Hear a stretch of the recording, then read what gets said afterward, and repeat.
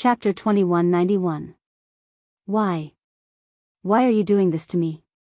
Song Enya roared as she covered herself with the blanket and cried uncontrollably. Jiang Qimeng's heart ached for her daughter, but she was also angry. Her heart ached for her daughter's downfall and helplessness, but she was even angrier at her stubbornness. Enya, isn't it great that you're pregnant with Mu Yanqing's child?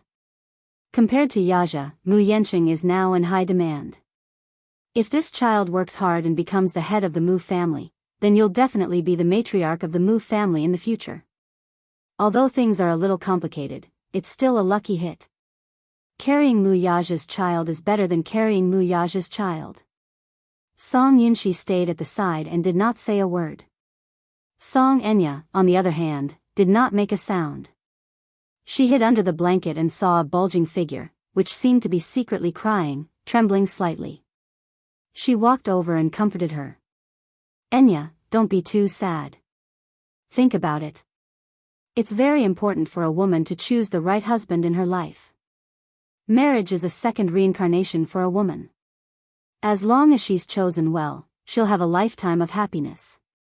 Besides, Yanqing is quite outstanding. He's gentler than Yaxia. If you work hard, he'll definitely treat you like a treasure and dote on you. But what about Mu Yaxia? Could it be that you still haven't thought it through and are still thinking about that lad? He's no longer the head of the Mu family, so life won't be easy for him. You'll only implicate yourself and suffer if you're with him. I know that you have deep feelings for him, but can feelings be eaten? Mom also admits that Yaxia is very outstanding and extraordinarily handsome, but now that he's down and out, Mu Yanqing and him are like heaven and earth. A fine bird chooses a tree to nest in. Women naturally have to be more open-minded and know how to treat themselves better. Of course, men are also accepted based on merit. Mu Yanqing isn't bad. Jiang Qimeng tried her best to persuade Song Enya before she finally stopped crying and calmed down a little. This child was Song Enya's only hope. With this child in her arms, perhaps the Song family could rise again with the help of the Mu family. Song Yunxi added, Enya, just give up on Uncle Mu. By treating you like this, it's obvious that he doesn't care about you at all. He even used such a method to scheme against you. What's worse is that he even used your innocence to threaten father and the Song family. What's the point of thinking about such a vile man? I can't accept this. Song Enya gritted her teeth. I can't take this lying down. How am I inferior to that woman? Last night, she had clearly thought it through, but when she woke up and looked at the bright sun outside the window, it couldn't shine into her heart. Thinking back, she felt that Mu Yaxia had done her in. Yes, she had schemed and plotted a lot.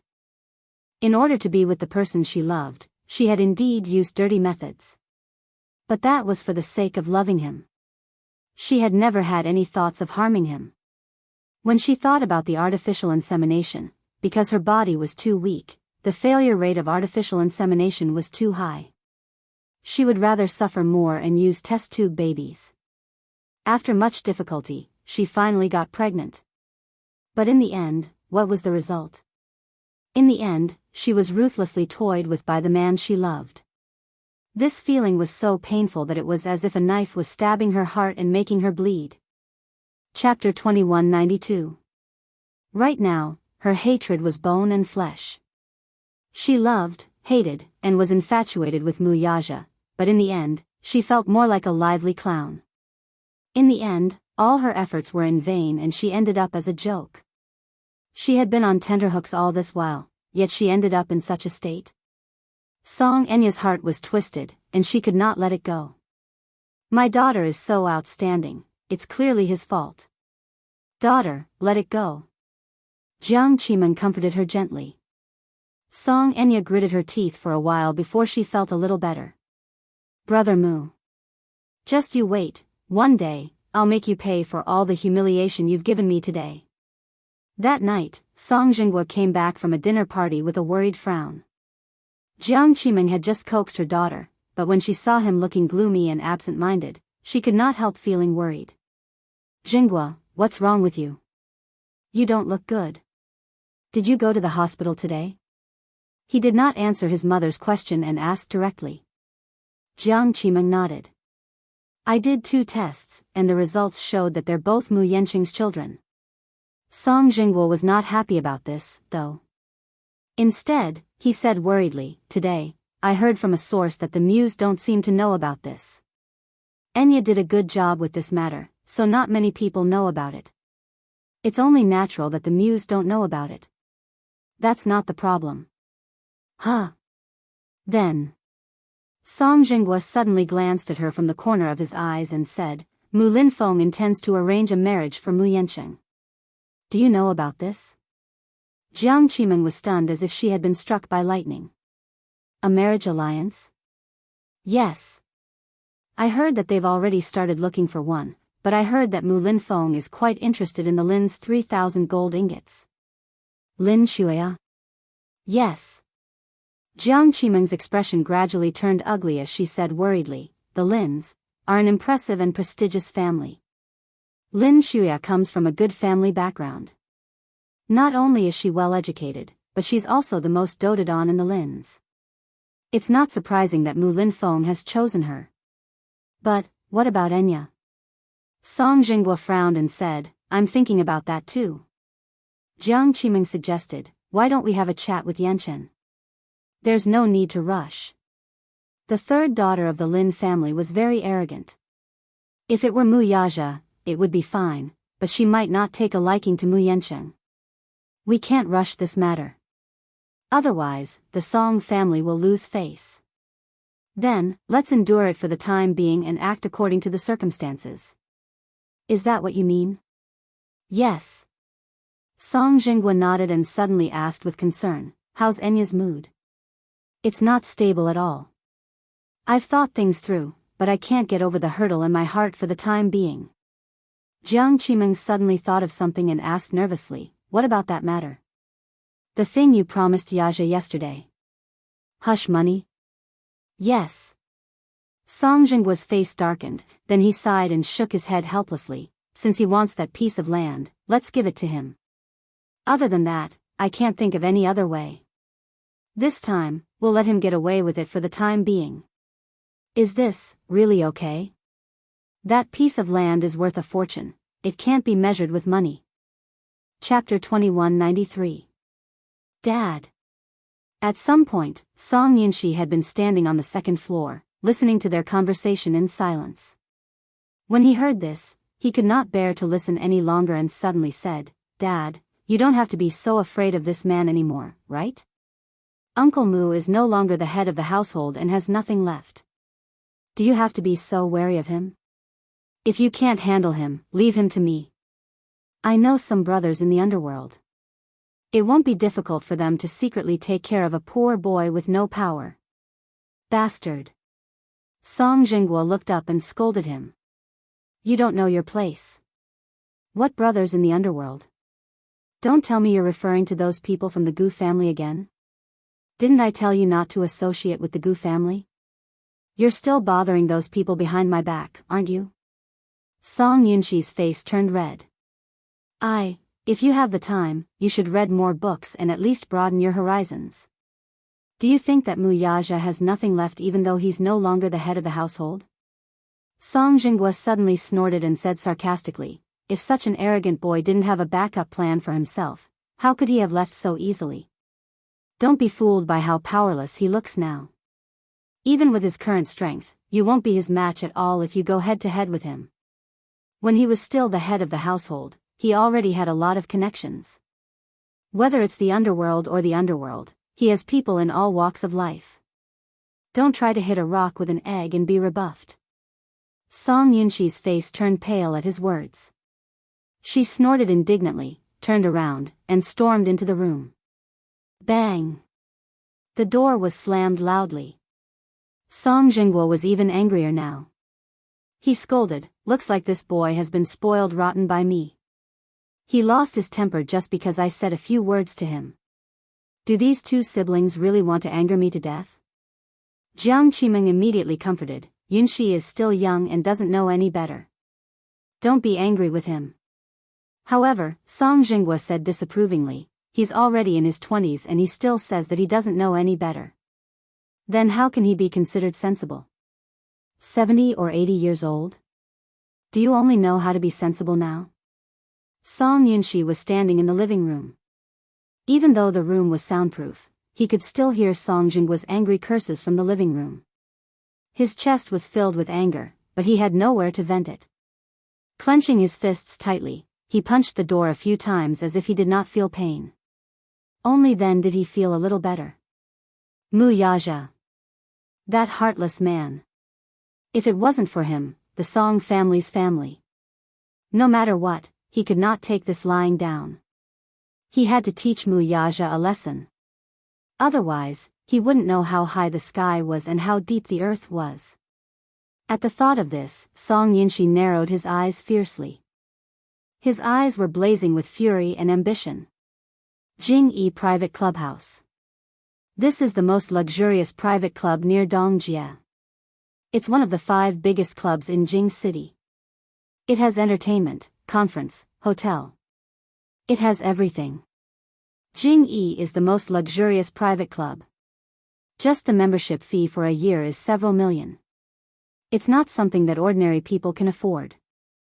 Chapter 2194.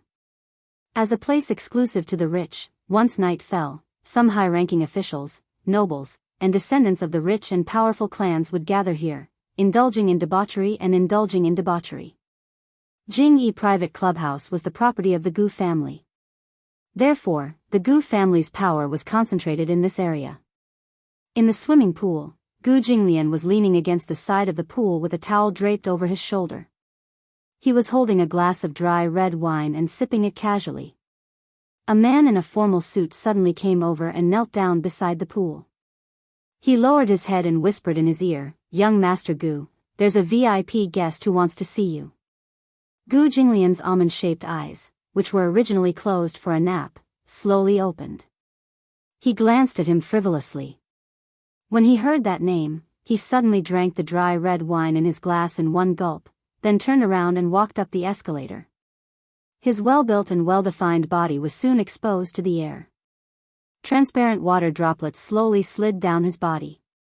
That charming and devilish pheromones, no matter how strong a woman's willpower was, at this moment, standing in front of him, she would be mesmerized to the point of suffocation, right? The moment he came out of the pool, someone immediately came forward and carefully took the wine glass from his hand.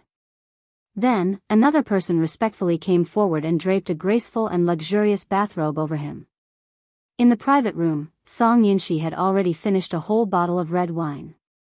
At this moment, he was really annoyed. When he thought about how weak his father was and how he was willing to give a piece of golden land to Muyaja, he was so angry that he drank another glass. Just as he opened the second bottle, the door was suddenly pushed open. He raised his head and saw Gu Jinglian, who walked in like a moon surrounded by stars. He forced a smile on his face and stood up respectfully. In front of this man, even if he was proud and arrogant, he still didn't dare to relax. "Young Master Gu." He chuckled and greeted politely. However, Gu Jinglian acted as if he did not hear her. He walked slowly to the sofa and sat down gracefully. Then, he crossed his legs and looked very noble. After coming out of the swimming hall, he changed his clothes, but his black hair was still a little wet and slightly messy, but it did not diminish his heroic spirit. Song Yunxi was not embarrassed by the arrogance and disdain he had shown from beginning to end. Instead, she smiled more and more flatteringly. To him, a man like Gu Jinglian should be so arrogant and superior. The more one mingled in this circle, the more they paid attention to their status. Since their identities were different, their statuses would naturally be different as well. "Sit down. Don't stand on ceremony," Gu Jinglian said lightly, then beckoned with his finger. Soon, a waiter came up and opened a bottle of Lafite. Song Yunxi silently sized him up. She had to admit that the man in front of her definitely didn't look like a crown prince from the underworld. Gu Jinglian's mother was one of the top 10 beauties in the capital back then, and he had inherited her beauty. His facial features were between genders, and his deep-set facial features were full of heroic spirit. However, his feminine eyes and exquisite nose and lips were definitely something that women could not compare to. Her beauty had nothing to do with gender. It was so beautiful that it was suffocating and breathtaking. Chapter 2195. His eyes, in particular, were captivating. The reason was that his pupils were different from those of ordinary people. His pure amber eyes were like top-grade and beautiful colored glass, flowing with light. He raised his eyelashes and raised his wrist to look at the time, as if secretly setting a time for Song Yunxi in front of him. He had always paid attention to the concept of time. Therefore, no matter who the person was, if they came to talk to him about something, they had to be concise and comprehensive within 30 minutes. Otherwise, he would not have that kind of patience. Why are you looking for me? Speak. Song Yunxi first rubbed her hands a little uneasily and politely exchanged a few words. Then, she went straight to the point and summarized the matter. Wuxia, that bastard, is too much. He's going too far. I really can't take this lying down. I can't watch him trample the Song family under his feet, so I want to teach him a lesson. Oh. Gu Jinglian nodded slightly, curled his lips, and then smiled evilly. So? You came to me just to complain about these things? In other words, there was some dissatisfaction. Song Yunxi and Gu Jinglian had known each other for a long time, but the relationship between the two of them could only be considered as casual acquaintances at best. Song Yunxi had always wanted to befriend Gu Jinglian, who had a strong background in the underworld. However, no matter how she tried to curry favor with him, it was difficult for her to get too close to him. Gu Jinglian was really too arrogant. He was like a natural aristocrat. The aura in his every move was incomparable. Song Yunxi said, I came to you because I hope that you can help me vent my anger. Young Master Gu, I know that you have some tricks up your sleeve. In front of you, Wuxia is just a pitiful worm. Won't he be easily crushed under your feet? Not interested. Gu Jinglian interrupted her with little interest. His expression was cold, and he yawned lazily. Wuxia. He had also heard about his resignation as the patriarch. However, he wasn't so bored as to go against a former overlord. The Mu family was an old rival of the Gu family, so they knew each other very well. Song Yunxi was short-sighted and stupid, but Gu Jinglian could see the situation clearly. Although Wuxia seemed to be in dire straits now, having lost some of his status and his former glory, it was as if he had fallen from the top of a mountain to the bottom of a valley thousands of meters down, smashed into pieces. Gu Jinglian, who could see the man's ambition clearly, knew that the current situation was only temporary. Before long, this man would once again stand at the peak at the speed of light in an extremely short amount of time. His current abject state was just a cover for others. Wuxia was the same as him, an arrogant man to the bone. He would never allow himself to fall from a high position. Even if he abdicated, it was just a means to advance by retreating. Therefore, he wasn't interested in having any entanglements with such an unfathomable man. Moreover, the Gu and Mu families had always minded their own business and didn't have any feud. Even if they had always been against each other, it was just a competition and had nothing to do with gratitude or grudges. To outsiders, Wuxia and Gu Jinglian seemed to be enemies and friends. They couldn't see clearly. But in fact, these two men were both at the top of the world, and they seemed to appreciate each other. Chapter 2196. When Song Yunxi heard this, she was puzzled. Not interested? I don't think I have the obligation to help you. Gu Jinglian appeared to be very impatient.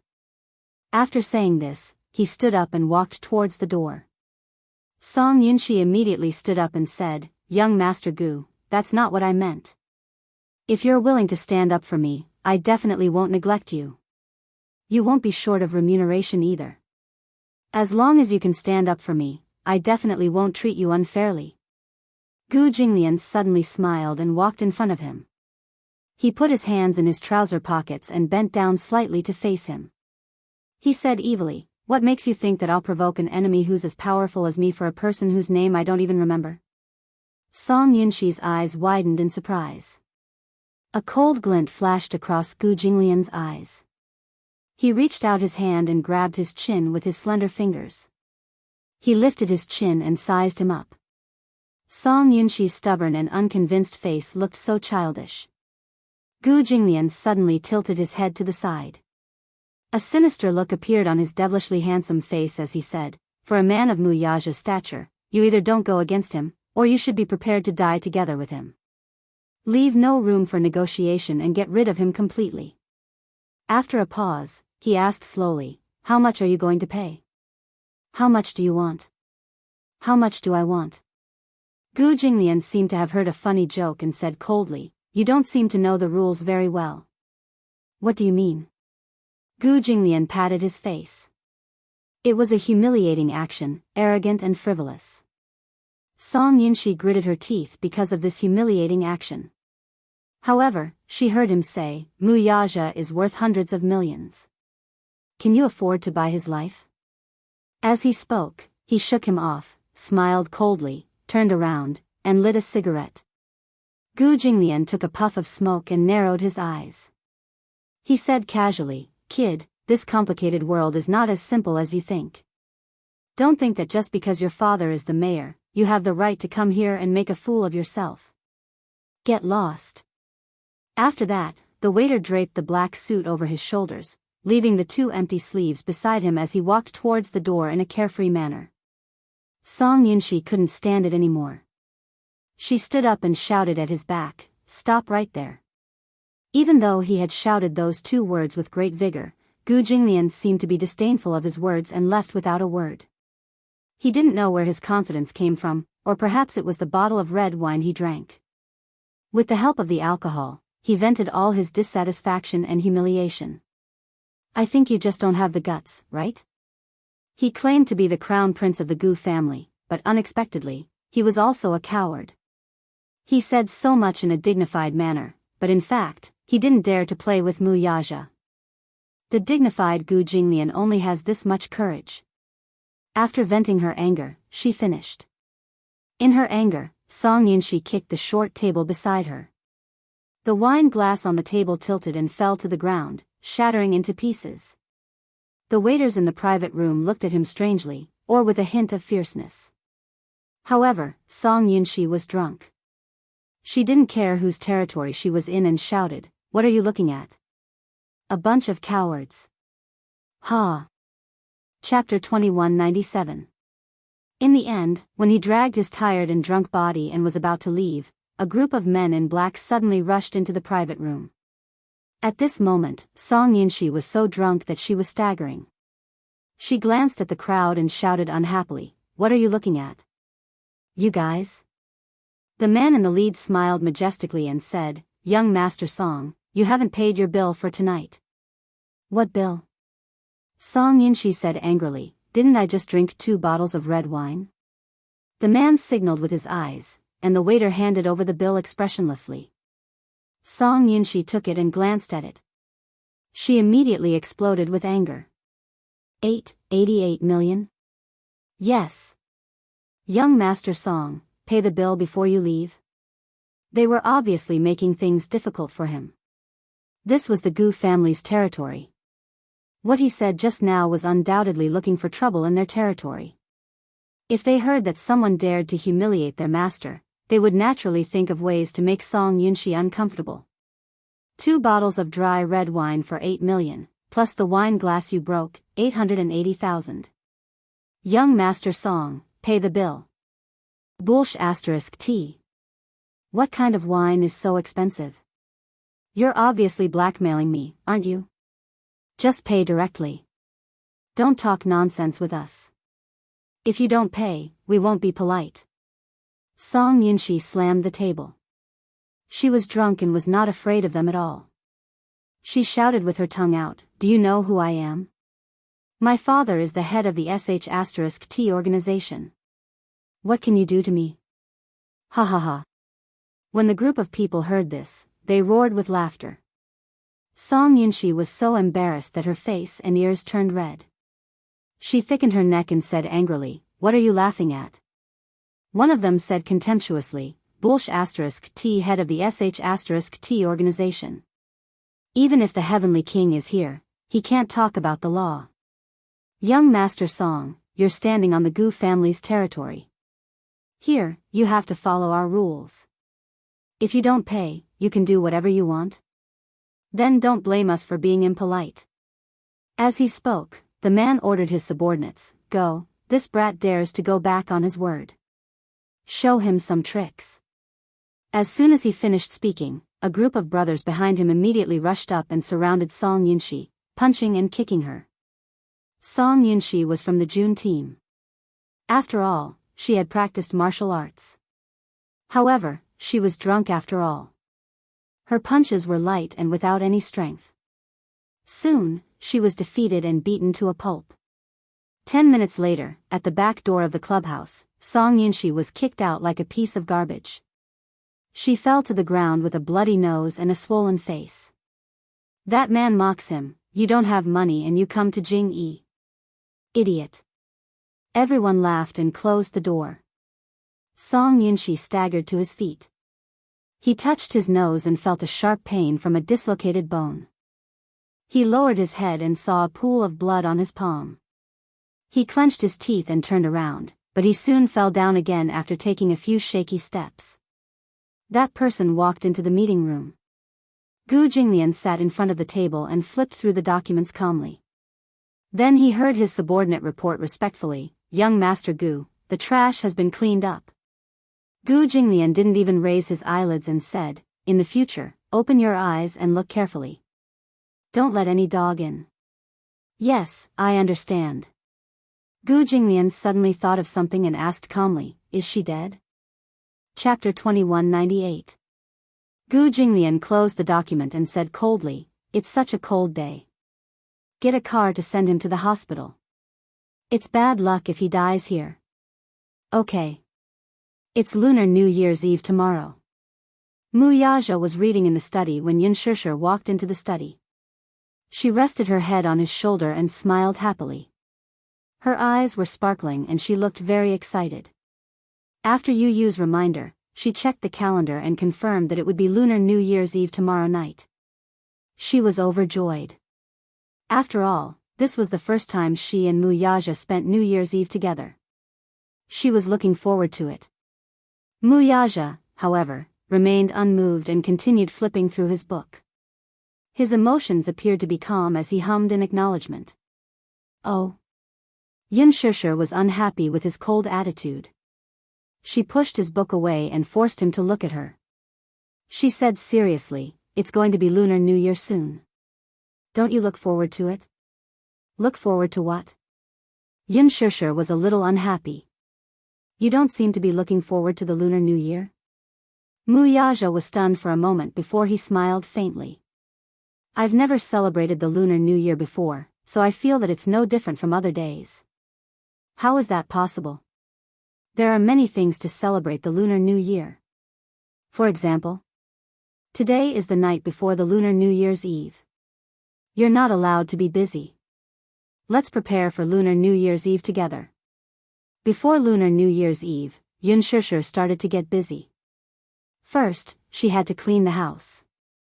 Even though she, Yu Yu, and Xiao Yichen had already cleaned the house and cleaned the house, that was because they were not allowed to clean the house during the 3 days of the Lunar New Year. They did not want to lose their fortune. Hence, they had to clean the house and courtyard early in the morning on Lunar New Year's Eve to bid farewell to the old and welcome the new. Yun Shishir had already bought the fireworks and firecrackers in advance. Every New Year, they would set off firecrackers early in the morning and fireworks at night. This was an unshakable activity. In the living room, Yu Yu had already prepared a brush, ink, paper, and inkstone. When Mu Yaja came to the living room, Yun Shishir was already sitting in front of the table with a brush in hand. She was thinking hard about how to write a few couplets. Xiao Yichen leaned on the side and muttered, Mommy, is your calligraphy readable? Yu Yu said affirmatively, of course. Mommy's calligraphy skills are unquestionable. Yun Shishir said proudly, Mommy has been practicing calligraphy since I was in university. You can say that I've made some progress in my studies. Mu Yaja came to her side and looked at the 2 Red Spring Festival couplets. At this moment, they had not written anything yet, so he asked, What couplets do you plan to write? Yun Shishir's mind was blank, and she didn't know what to write. Yu suddenly said, let's put up a sticker on the front door that reads, Heaven increases the years, people live longer, and when spring comes, families are blessed. He then took out 2 portraits of door gods, Wuxia Xianxia and Qin Xiong. I've prepared the portraits too. Xiao Yichen took a look and his lips twitched. What's this? Door gods. Door gods? Yu said, Wuxia Xianxia and Qin Xiong. Xiao Yichen was puzzled and asked, why do you want to put up these 2 guys? Chapter 2199. Then I can do it too. Xiao Yichen flexed his muscles. Draw a picture of me and paste it on the door. I want to be a door god too. You? Yu snorted and said disdainfully, with your skinny arms and legs, you still want to be a door god? Wuxia Xianxia and Qin Xiong are marshals under Li Shimin. The reason for this custom is that after Li Shimin ascended the throne, he couldn't sleep at night because he killed countless people and often had nightmares. Therefore, the officials suggested that Wuxia Xianxia and Qin Xiong should stand guard at the door so that they could sleep well at night. Later, the palace sent an artist to draw these 2 people and paste it on the door. Yu. Are you an encyclopedia? You know so much. Yu said disdainfully, do you think I'm like you? Simple-minded. While the 2 little guys were bickering, Yun Shishir finished writing the couplet and showed it to them. It's done. Wuxia glanced at it and was slightly surprised. The handwriting was clear and elegant. It was indeed beautiful calligraphy. Yichen was so shocked that his mouth opened wide. He said in a daze, Mommy. The handwriting is not bad. Yun Shishir was suddenly at a loss. What should we paste on the bedroom? Let's write birds flying happily in the sky and the earth tied together in a knot. Yu said again. Yun Shishir and Wuxia looked at each other and lowered their heads in shame. Their educational level was worse than a child's, shame. After writing the couplet, they wanted to paste it on New Year's Eve. Yu brought a stack of red paper and 2 pairs of scissors and said that he wanted to cut the window flowers. When Wuxia saw this, his curiosity was piqued and he excitedly asked Yu to teach him. Yu had been good at handicrafts since he was young. During the Lunar New Year, he cut the window decorations himself. They were as good as the ones bought outside. Wuxia was also interested. He looked at the 2 little guys' scissors and felt that it was a bit interesting. He took a piece of red paper and fiddled with it for a long time. Finally, he unfolded it, only to find that the cut was a mess. Yun Shishir, who was standing at the side, could not help bursting into laughter. Yu also saw her father's terrible handiwork skills. She covered her mouth and snickered. Even Yichen laughed mercilessly. Daddy is so stupid. Wuxia glared at him in dissatisfaction. He snorted and said confidently, that's because no one taught me. Let me do it. Yu abandoned Yichen and sat on Wuxia's lap, personally teaching him. Paper cutting was really amazing. She watched as the boy folded and cut a piece of red paper in his hand. From time to time, he would carefully make a few strokes with a knife. Finally, when the paper was unfolded, the word fu appeared neatly on the paper. It looked very proper. Wuxia also learned seriously. In the end, under Yu's guidance, he also learned the basics of paper cutting. At least it was pleasing to the eye. Yu nodded and commented, you've made some progress. She pasted the window decorations on the glass, the door, and the wall. The festive atmosphere of the Lunar New Year was immediately brought out. Wuxia hugged Yichen and looked at the clear glass. The red window decorations made him smile. So, the Lunar New Year felt so warm. Chapter 2200. However, it turned out that spending the New Year with family was such a warm and blissful experience. Actually, the New Year was not on the streets. The true New Year was at home and in one's heart. The true meaning of the New Year was only when one's family was together. Wuxia suddenly understood why all the employees in the company could not wait to return home at the end of the year. Dishing Financial Group's usual practice was to finish all the work on hand and then have an early holiday. Therefore, half a month before the new year, all the employees worked hard to catch up with their workload so that they could spend more time with their families on such meaningful days. Wuxia personally pasted the last piece of paper on the window of the study and picked up Xiao Yichen. The father and son looked at each other and smiled warmly. "Daddy! Daddy!" Yu ran over with 2 big red lanterns in his hands. He beamed and said, "Daddy, come and do me a favor." "What favor?" Wuxia put down Xiao Yichen and walked over. Yu grabbed his hand and hurried toward the door. It turned out that Yu wanted to hang 2 red lanterns at the door. After all, it would look more festive. However, he was short. Even if Yuanshishir lifted him up high, it was still difficult for him to do so. There was no ladder at home, so he went to Wuxia eagerly. At 188 meters, Wuxia lifted Yu up easily and hooked him.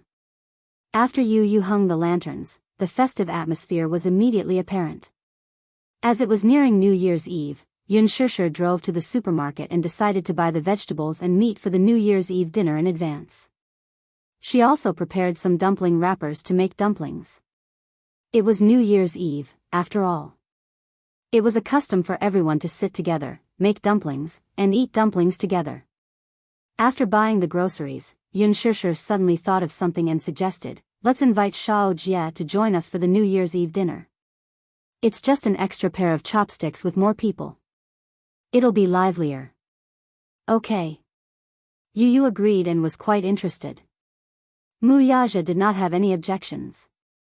It was his first time celebrating the new year with his family, so he felt that it would be livelier with more people around. Thus, Yuanshishir called Gong Jie. When the call went through, she happily invited him, "Xiao Jie, tomorrow is New Year's Eve. Let's have New Year's Eve dinner together." After a while, Gong Jie then asked a question, "New Year's Eve? What does that mean?"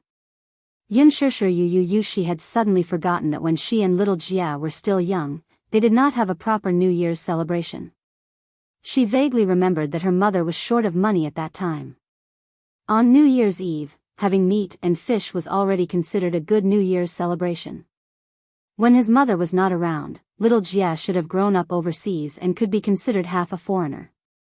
Therefore, he was not very familiar with the customs and terms of the Spring Festival. Hence, she explained seriously, "It's New Year's Eve. Tomorrow night is New Year's Eve, so let's have a reunion dinner together. The more the merrier. After the reunion dinner, we're going to the riverside to set off fireworks to welcome the new year. Are you coming?" She had already purchased the fireworks. Chapter 2201. Some fireworks cost a few dozen yuan each, while some cost a few hundred yuan for just 1 second. These were things that she would never have dared to think about in the past. In recent years, the capital had implemented a standard of strictly prohibiting fireworks in the city. However, on New Year's Eve, many people still went to the riverside to set off fireworks. Firstly, it was for the festive atmosphere. Secondly, setting off fireworks was suitable for all ages. It was also one of the children's favorite activities. Without it, it would inevitably be lacking in flavor. Setting off fireworks was an ancient tradition passed down by the ancestors. It would be a pity to lose it. Gong Jie readily agreed, "Sure." Yuanshishir said, "Then it's settled. Be there at 6 p.m. sharp. You're not allowed to be late. Otherwise, you'll have to drink as punishment." "Okay." Yu knew that Yuanshishir was calling Gong Jie. She suddenly leaned over to the phone and said loudly, "Uncle, remember to give red packets to Xiao Yichen and me." On the other end, Gong Jie laughed and said, "Little tycoon, are you really interested in my red packets? It's the thought that counts. As for how much I'm going to give, it all depends on my performance." Yu was a cunning person. Thus, she managed to get Gong Jie to agree with her with just a few words. Gong Jie cleared his throat and said, "Just be good and wait for me to give you your red packets." After hanging up the phone, Yuanshishir felt extremely happy. It was as if she was sitting on a hydrogen balloon and was slowly floating up into the clouds. She accidentally found Hua Jin's number. She was stunned for a moment and frowned. Then, she hesitated for a moment and dialed the number with a hint of anticipation. At City Condominium. Hua Jin was wearing a bathrobe and leaning against the bay window, looking at the beautiful sunset. Suddenly, his phone rang. He picked it up immediately and heard Yun Shirshi's gentle and careful voice on the other end. Hua Jin, it's New Year's Eve tomorrow. Would you like to come to my house for New Year's Eve dinner? Hua Jin couldn't react in time. He choked on a mouthful of smoke and coughed for a long time. Yun Shirshir could not help but raise her eyebrows when she heard the heart-wrenching coughing coming from the phone. She was a little surprised. What's wrong? The reason why she thought of Hua Jin was because she was concerned that his family was not by his side. Wouldn't he be very lonely if he thought too much? Therefore, she wanted to invite him to her house to spend time together. Hua Jin stared blankly for a while before he suddenly laughed. Why would you think of me? Because it's New Year. If you spend it alone, won't it be very lonely? After all, it's New Year's Eve. The more the merrier. Yun Shirshir said. She paused and suddenly asked in disappointment, what's wrong? Are you unwilling? Or do you have an appointment? No. No. Hua Jin immediately said, it's just that I'm very surprised. I didn't expect you to invite me to welcome the new year together. That's because you're my family too. Yun Shirshir said matter-of-factly. Hua Jin's expression froze. Instantly, a gentle smile formed on his lips. A warmth from the sky enveloped him. He was extremely touched by the simple word, family. He said gently, okay. Okay, then you must come tomorrow night. Set your bowl and chopsticks. After the New Year's Eve dinner, let's go to the riverside to set off fireworks, okay? Okay. After hanging up the phone, Hua Jin looked at the screen that indicated the end of the call.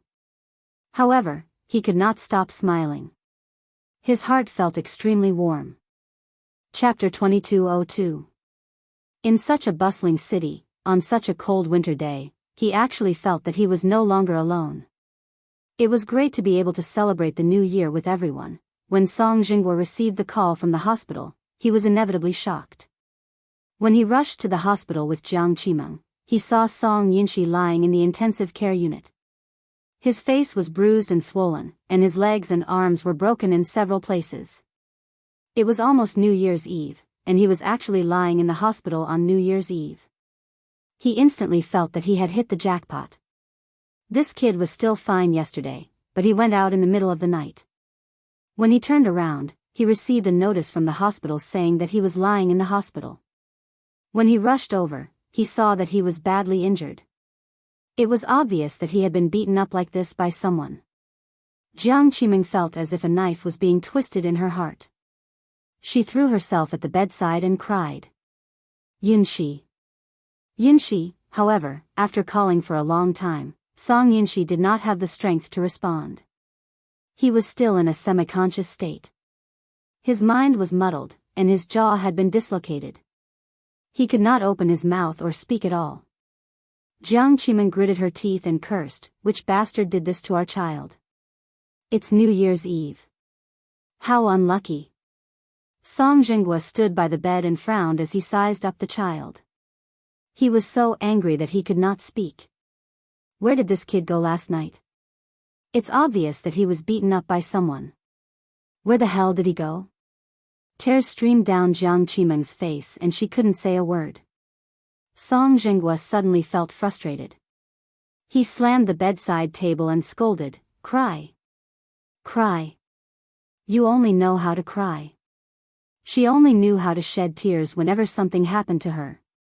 What else can you do other than cry? How can my heart not ache when my child is beaten up to this state? Jiang Qimeng retorted aggrievedly. I don't know where he went last night. If you didn't receive the call from the hospital, I would have thought that he went to fool around again. You can't take good care of your daughter, and you can't discipline your son well. As a mother, can't you be more careful? Before Jiang Qimeng could defend herself, a row of medical staff suddenly walked in from the door. When the head doctor saw Song Jinghua, he said politely, "Mr. Song. Nice to meet you." The doctor chatted with Song Jinghua for a while, then invited him to the office to analyze Song Yinxi's injury. Half an hour later, Song Yinxi finally walked in with a gloomy face. However, Song Yinxi was still unconscious and was sitting at the side angrily. Jiang Qimeng immediately walked over and asked worriedly, "Jinghua, what did the doctor say?" This kid was seriously injured by someone. In addition to the fractures of his ribs, knees, tendons, shoulders, intracranial hemorrhage, and moderate concussion, the doctor said that such injuries were definitely not caused by one person. It was as if he had been ganged up on by a group of people. He wouldn't be able to recover in a short time. Even after the surgery, there will still be some residual effects. For this child, once there are some injuries, it means that he will have to retire early. Retired? Jiang Qimeng widened her eyes in shock. Why? Chapter 2203. However, if he were to retire now, it would mean that all the meritorious service he had accumulated over the years would be gone. Song Jinghua appeared calm on the surface, but deep down, he was already heartbroken and depressed. He had worked so hard and paid such a high price, all for the sake of planning a good future for this brat while he still had some power. But now, look at what had happened. He had lost everything. After he retired and returned home from the BU team, it would be difficult to say that he would have a meteoric rise. This lad's great future had been ruined by him just like that. The most hateful thing was that Song Yinxi was still unconscious. Even if Song Jinghua wanted to ferociously find the culprit who had beaten his son to such a state, there was no way to find out. Song Jinghua was extremely vexed and frustrated. Be it Song Enya or Song Yinxi, they were constantly causing trouble for him. Song Enya was one thing. She was used to being pampered and noble. Because of her difficult temper, she had provoked Wuxia. However, before this matter could be resolved, Song Yinxi was in trouble again. Song Jinghua was really annoyed. Why were there so many troublesome matters? Just which deity had he offended? Everything had gone wrong this year. It seemed that he was destined to spend this new year in the hospital. At the thought of this, Song Jinghua smoked 2 cigarettes in a row. Then, he stood up and ran to settle some work matters. Jiang Qimeng stayed by the bed and held Song Yinxi's cold hands with heartache.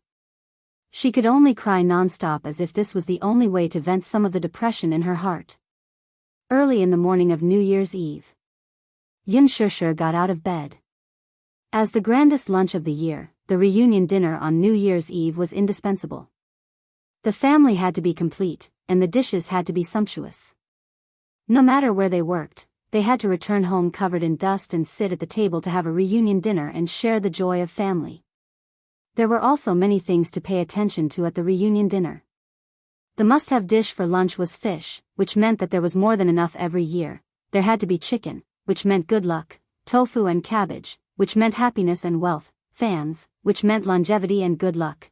Yu even prepared canned peaches, which meant escape from disaster and health. Yun Shishir was surprised. Even she had not thought of this. Lastly, there was good wine, which meant that life was everlasting and good. Early in the morning, Yun Shishir and Yu were busy in the kitchen. In the afternoon, Yun Yecheng and Yun Yeho arrived.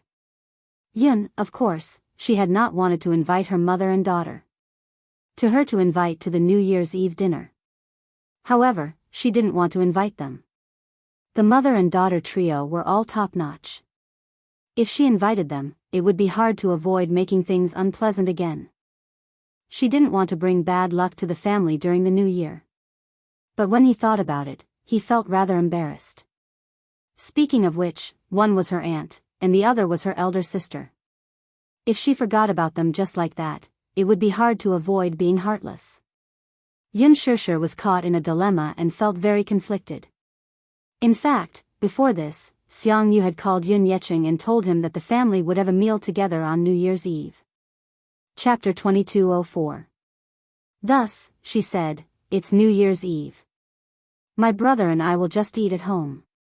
There's no need for us to gather for a meal. His wife was displeased to hear that. What's wrong? Do you think we're embarrassing you and embarrassing you? Now that your family is rich, you have a capable daughter, and you have a rich son-in-law, so you don't want to acknowledge us as your poor relatives anymore, do you? So what if we're poor? We're family, after all, and we're not greedy for anything. Why don't you give us the honor of having a meal together on New Year's Eve? What was the truth? In the past 2 months, the money she had brought over from her hometown had long been used up. Before they came to the capital, Xiangyu and Yunqingmiao still had a lot of yearning and anticipation for the glamorous life in the city. However, once they rented a house in the capital and started living there, the pressure came crashing down on them like a mountain, to the point where they could barely breathe. With the high rent, daily expenses, and living expenses in the capital, it was already extremely difficult for them to make ends meet. Yun Qinli and Yun Qingmiao also found part-time jobs, but since they had just moved to the capital, they were unfamiliar with everything. Not to mention earning money, each of them only had a monthly salary of more than 3,000 yuan, which added up to more than 6,000 yuan. After deducting the food and transportation expenses, as well as the occasional shopping trip, they were out of money. His wife, on the other hand, was thick-skinned. She had approached him several times, saying that she was out of money and wanted to borrow some. He knew very well that the money would be wasted once he lent it out. Still, he was worried that if he did not lend them the money, the mother-daughter trio would surely cause a lot of trouble for Yunshusher. Thus, he secretly lent them a few sums of money behind his back, but the moment his wife tasted the sweetness, her greed kicked in and she could not take it back. When it came to New Year's Eve, Xiangyu put on a dignified front by saying that she wanted to have a reunion dinner with her family, but in reality, she would probably beat around the bush or shamelessly ask Yunshusher for money during the meal. He did not want to make things so awkward, so he asked directly, "Did you guys run out of money again?" His wife flew into a rage out of humiliation when she heard that. "What? Brother, are you treating the three of us like beggars? All you talk about is money, money, money. Do you really think we're begging for food?" After all, they were a family. What was wrong with celebrating the New Year together? Do you hate us so much that you don't even want to have a reunion dinner with us? Her overbearing words put Yun Yecheng in a difficult position. Unable to bear it any longer, Yun Yeho rebuked, "Don't you always talk about borrowing money? Do you really think I don't know that you borrowed money from Yicheng behind my back? This money adds up to tens of thousands of yuan. Have you paid it back?" Xiangyu had been in the capital for a few months, and she hadn't learned anything else. However, her skin had grown thicker, and she grinned, "Isn't it because I'm short of money? Besides, we're all family. Is there a need to be so calculative?" Yun Yeho, on the other hand, did not take it to heart. As the saying goes, even blood-related brothers should settle their accounts clearly. Yi Cheng has already spent a lot of energy taking care of me. Do you think he's made of iron? That's right. You don't need money to support the three of you. Chapter 2205. In a single sentence, the greed in his heart was as clear as day. Yun Yeho was so exasperated that he almost burst into tears. He almost blurted out, "All of you, scram back to your hometown.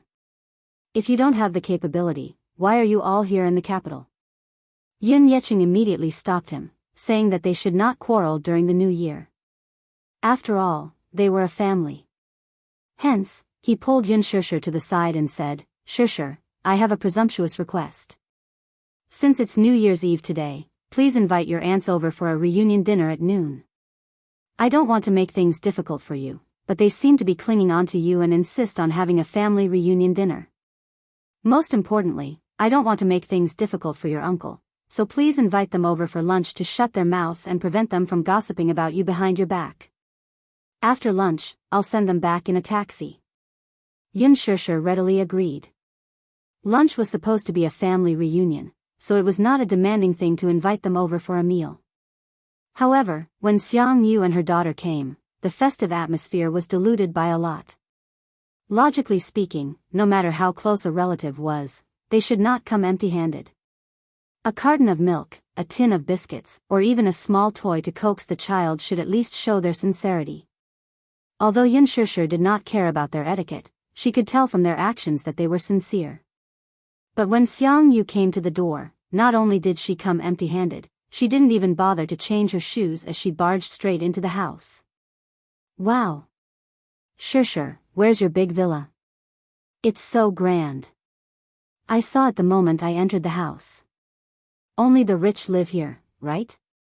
Xiang Yu and her daughter had taken a taxi over, but they did not even have the time to pay for it. It was Yin Yeqing who rushed over to pay for it after receiving a call. As soon as they entered the villa area, Xiang Yu was shocked by the rows of elegant villas. They actually knew that Mu Yaja's net worth was not low, and his living conditions were superior. However, when they saw him living in such an expensive villa, the greed and passion in their eyes could not be concealed. Yin Qingmiao and Yin Qinli stepped through the door. Knowing basic etiquette, they exchanged a few greetings and New Year's blessings, changed their shoes, and were instantly captivated by the luxurious decor before them. Big sister Shishir, can we take a look at your villa? Yin Qinli asked excitedly. Before Yin Shishir could nod in agreement, Yin Qingmiao grabbed Yin Qinli's hand and eagerly rushed to each room for a look. They grew up in the countryside and were used to living in houses made of mud and bricks. When they came to Beijing, they lived in rented houses that were dozens of square meters. They had only seen such luxurious villas on TV. Therefore, once he saw it with his own eyes, that kind of shock and yearning was indescribable. Fortunately, Yin Shishir had the foresight to lock the master bedroom and the two little guys' bedroom. Chapter 2206. Yin Qingmiao was so jealous that her eyes were almost red. Just as Yin Shishir walked over, the two sisters walked out in envy and asked, Shishir, are all those beautiful clothes in such a big walk-in closet yours? Yes. Yin Shishir nodded, and Yin Qinli said enviously, I'm so envious. There are so many clothes. If you change into one every day, it'll be enough for you to wear for a whole year. You're exaggerating. Yin Qingmiao snorted and then said flatteringly, Shishir is rich. Even if you buy one every day, you can wear different clothes every day. Yin Shishir's lips twitched. Her sister's compliment made her feel awkward. Many of the clothes were sent by sponsors. She had signed a contract with Louis Vuitton some time ago, so whenever Louis Vuitton released new designs, they would send her a few styles. There was a clause in the contract that stated that she had to wear the brand's clothes whenever she attended important events. In other words, many girls yearned to wear Louis Vuitton's clothes every day, but what about her? She clearly did not like it, but she was still forced to wear it when she went out. She could not voice her bitterness. She could not say it, though, or else the two sisters would say a few more words of jealousy. You don't know how lucky you are. Just as Yin Shishir closed the walk-in closet door, she saw Yin Qingmiao and Yin Qinli running upstairs, hand in hand. The villa was already renovated when it was handed over. Although she did not go upstairs often, it was already renovated. There was also a sky garden, which she often took care of. Soon, she could hear the exclamations of Yin Qingmiao and Yin Qinli from downstairs. These flowers are so beautiful. It's good to live in a villa. It must cost a lot to buy such a spacious place, right? Tens of millions, of course. In a place like the capital, every inch of land is worth gold, and a villa is unreasonably expensive. Sigh. That's why it's important to marry a good man. If Shishir didn't marry such a rich brother-in-law, would she be able to live in such a luxurious villa? That's right. For people like us, if we want to live in such a villa, I'm afraid we won't be able to earn so much money even if we spend our entire lives. Yin Shishir stood downstairs, holding her forehead in pain. Why did she feel uncomfortable listening to these words that sounded like compliments? Yu Yu and Xiao Yichen did not seem to be in high spirits either. Yin Shishir felt even more guilty when she saw the unhappy expressions on the two little guys' faces. Mu Yaja heard the noise and walked out of the study. As soon as he walked out, he bumped into Xiang Yu, who was visiting the villa. He was stunned for a moment. Auntie, Xiao Mu. Xiangyu was the first to speak. You look especially spirited in this dress today. Wuxia curled his lips into a lukewarm smile. His attitude was frigid as he turned to leave, ignoring him. Xiangyu was rebuffed, her hot face stuck to a cold butt. She was embarrassed for a moment. Yu and Xiao Yichen suddenly looked at each other and smiled slyly. They tacitly squeezed in front of Xiangyu and cupped their fists together. Granny. Happy New Year. May you prosper. Give us the red packets. They were here to ask for red packets from her. Xiangyu's face turned green as she smiled awkwardly. If an adult were to say this, it would inevitably sound petty, but when it came from the mouths of two children, it felt more like a child's babble. Instead, she found it amusing and adorable. Naturally, she had to be generous when children asked for red packets. Chapter 2207. Besides, Yu and Xiao Yichen kept saying, Happy New Year, Fat Fortune. How could she bear to reject them when they were so sweet-mouthed? Even if it was just for luck, she had to generously give them red packets. Xiangyu, on the other hand, was stunned for a moment before her lips twitched uneasily. Who would have thought that these two children would ask for red packets in front of everyone? She originally thought that Yun Shishir and Xiao Yichen would not take the initiative to ask for red packets since they were young. Hence, she thought that she would just brush them off if she could. After all, she was already struggling to make ends meet recently. If not for the fact that she was really in a tight spot, why would she shamelessly come here to freeload on the reunion dinner? She had even shamelessly asked Yun Yecheng to pay for her taxi fare.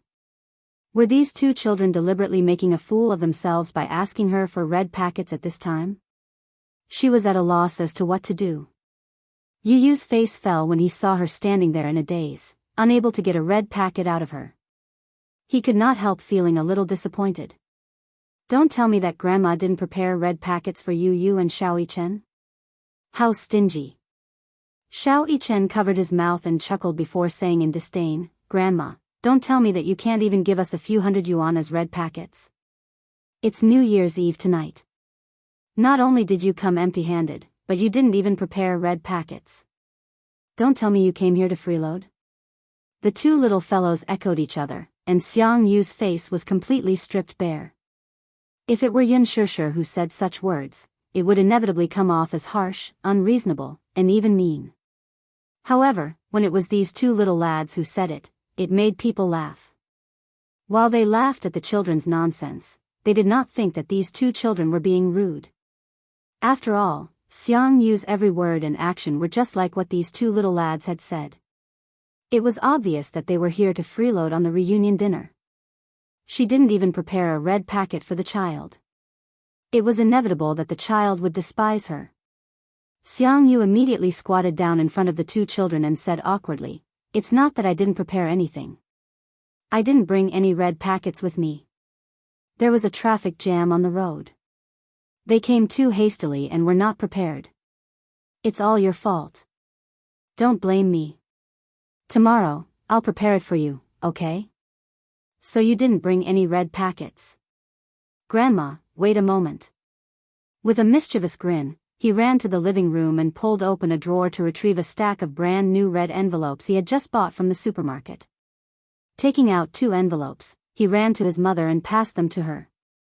Here. Wuxia sat at the side, trying hard not to laugh. How could he not understand this little fellow's intentions? It was obvious that he didn't like Xiangyu and her 2 daughters and wanted to embarrass them. He didn't give them a way out at all. How could you lack red packet money? But he just couldn't stand these 3 ungrateful wretches. Xiangyu looked awkwardly at the red packets that Yu handed to her. She took them resentfully but didn't do anything else for a long time. What kind of joke was this? She only had $100 with her. Was she supposed to tear the $100 in half and give half to each child? This child looked so cute and innocent. How could he be so smart? Chapter 2208. She was so embarrassed that she wanted to cry. Xiao Yichen suddenly said coldly, Yu, forget it. It's obvious that Granny didn't prepare anything. She's so poor that she can't even fork out 200 yuan. Xiang Yu's face turned red, as if blood was about to drip out of her mouth.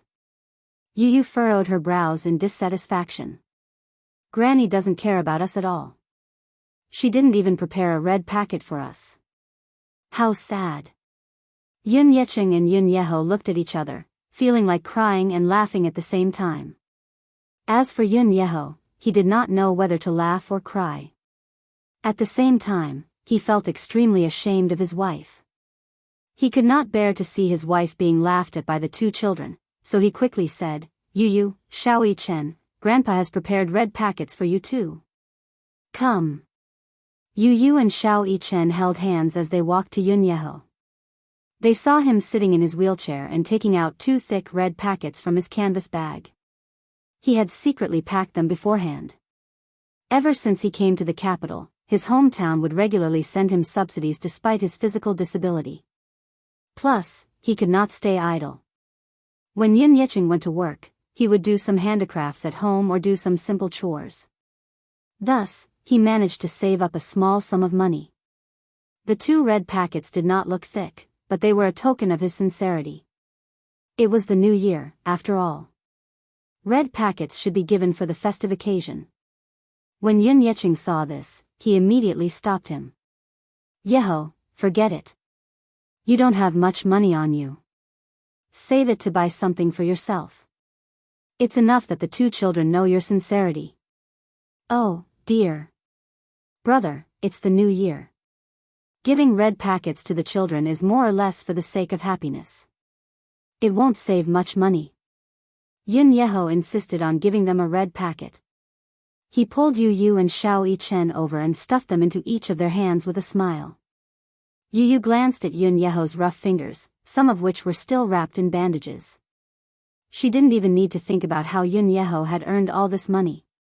Xiao Yichen was a little embarrassed to accept it, but Yu Yu smiled and said, Thank you, Grandpa. I wish Grandpa good health and a happy new year. As he spoke, he naturally stuffed it into his trouser pocket. When Xiao Yichen saw that Yu Yu had accepted it, he accepted it as well. He smiled and gave his New Year's greetings. Since Yun Yeho was the first to give a red packet, Yun Yeqing naturally could not be left behind. He also gave the two kids a big red packet each. Yu Yu and Xiao Yichen rushed to say their New Year's greetings and received the red packets. Xiao Yichen was the most adorable of them all. He even opened his father's red packet and stole a peek inside. Yu Yu leaned over to take a peek. Xiao Yichen immediately covered his mouth and asked warily, What are you doing? Take a look. It's not like I'm snatching it from you, petty fellow. Xiao Yichen smiled slyly and reached out to snatch his red packet. Let me see yours first. No way. The two kids were in a mess. Yun Yeqing and Yun Yeho burst into laughter and immediately said in unison, You two little fools, we gave you the same amount of red packets. The atmosphere gradually warmed up. The awkwardness was finally resolved. However, after this display of strength, Xiang Yu finally restrained herself. She sat at the table and pretended that nothing had happened while munching on sunflower seeds. She finally knew her place. Yu Yu could not stay idle for a while longer. He ran into the kitchen and prepared the reunion dinner with Yun Shishir. Chapter 2209. The doorbell rang all of a sudden. Yun Yeqing immediately stood up and was about to open the door when Wuxia pressed on his shoulder. Dad, take a seat, I'll open the door. Oh, okay. Feeling flattered, Yun Yeqing smiled and sat down obediently as he was told. Wuxia walked to the entryway and opened the door, only to see Gong Jia standing outside. Brother-in-law? Gong Jia was a little surprised to see him opening the door. He raised a brow and greeted him naturally. Wuxia hummed in acknowledgement. Surprisingly, Gong Jia did not wear his trademark white windbreaker today. Instead, he wore a red shirt inside and a black coat outside. The coat was very long and went past his knees. Paired with a pair of straight, black slim-fit pants and a pair of black boots, he looked high-spirited, slender, and domineering. She didn't know if it was because it was a festive day, but his dark red shirt complemented his fair skin and deep eyes, making him look especially charming and cold. Few men could pull off a red shirt. With his hands in the pockets of his coat, he stepped in and scanned the living room. Although he was not familiar with the people sitting there, he still smiled. Happy New Year. This is Xiaoxia's younger brother, right? Yun Yeqing smiled. He had seen this young man once at Xiaoxia's engagement party. As he looked too similar to Yun Xiaoxia, he had a deep impression of him. When Gong Jia saw him, he greeted him with a standard British gentleman's etiquette and smiled. Hello. Uncle, hello. Hello, hello. Come, have a seat. Yun Yeqing greeted him.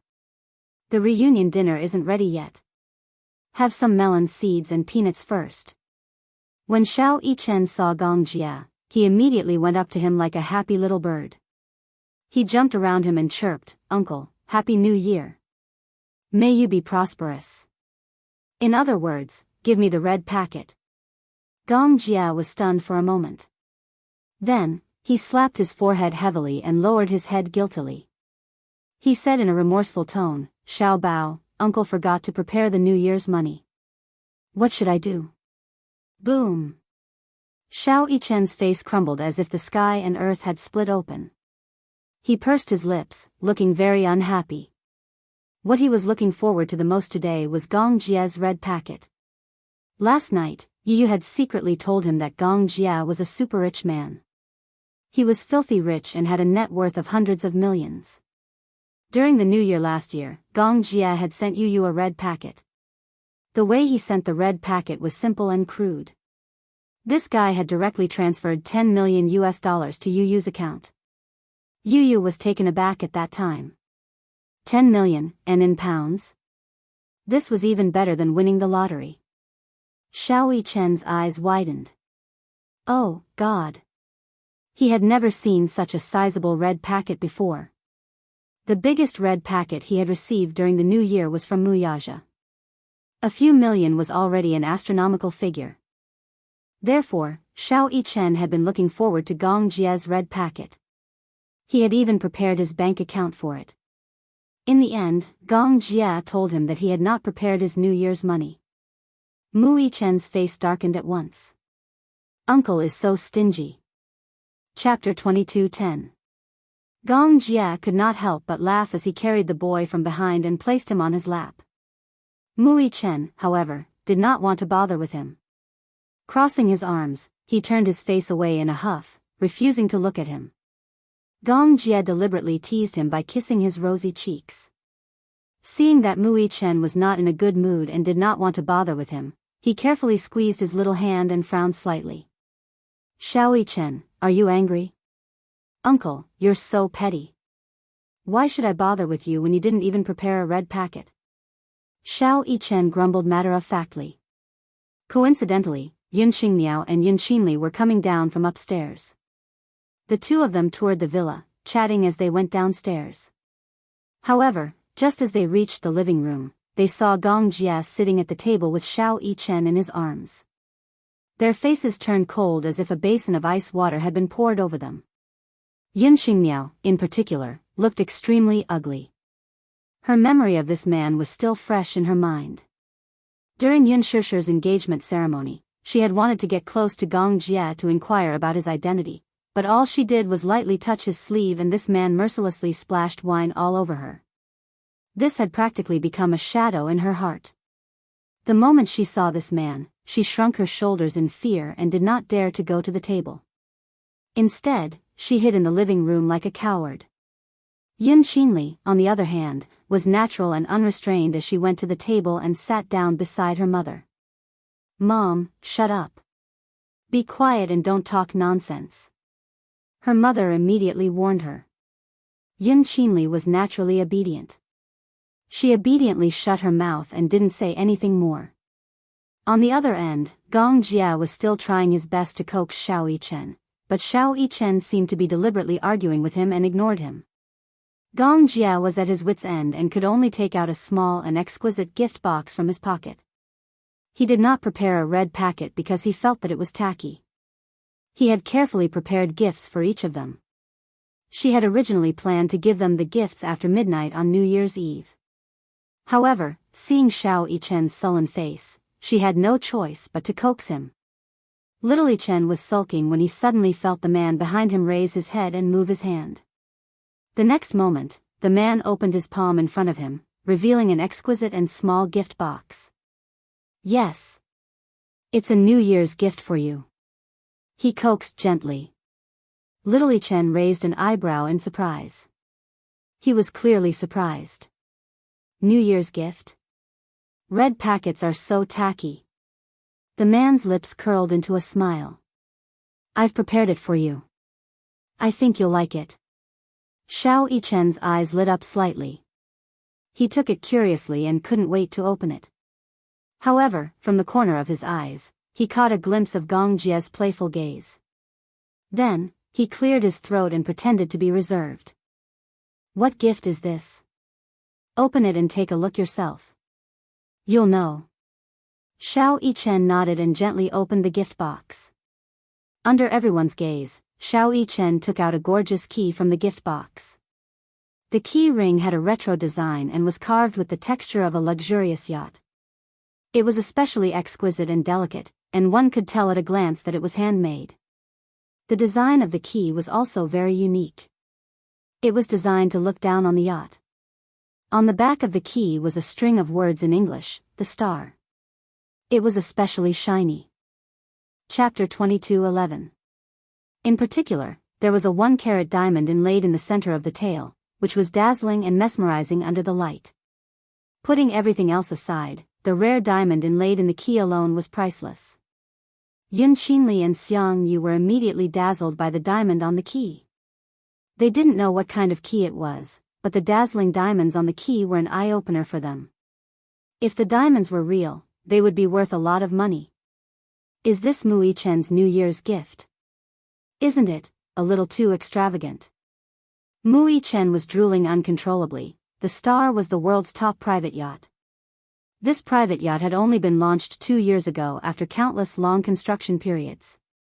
At that time, Gong Jia bought the ownership rights for £600 million. Everyone was curious about the luxury of the super luxury yacht, and there were even many media outlets who followed it in a bid to see the world's top luxury yacht with their own eyes. The yacht was 170 meters long and had a wide hull. It was like a huge white castle on the sea, which fully illustrated the ambition and boldness of the yacht's builder. However, the yacht was not as luxurious as it seemed on the surface. Why didn't he take a look at the person who had bought the yacht? Just a yacht like this naturally couldn't meet his requirements. After Gong Jia bought the yacht, he towed it back to his shipyard and remodeled it. He even equipped it with excellent defense equipment. After some meticulous remodeling, its power was comparable to that of a battleship on the sea.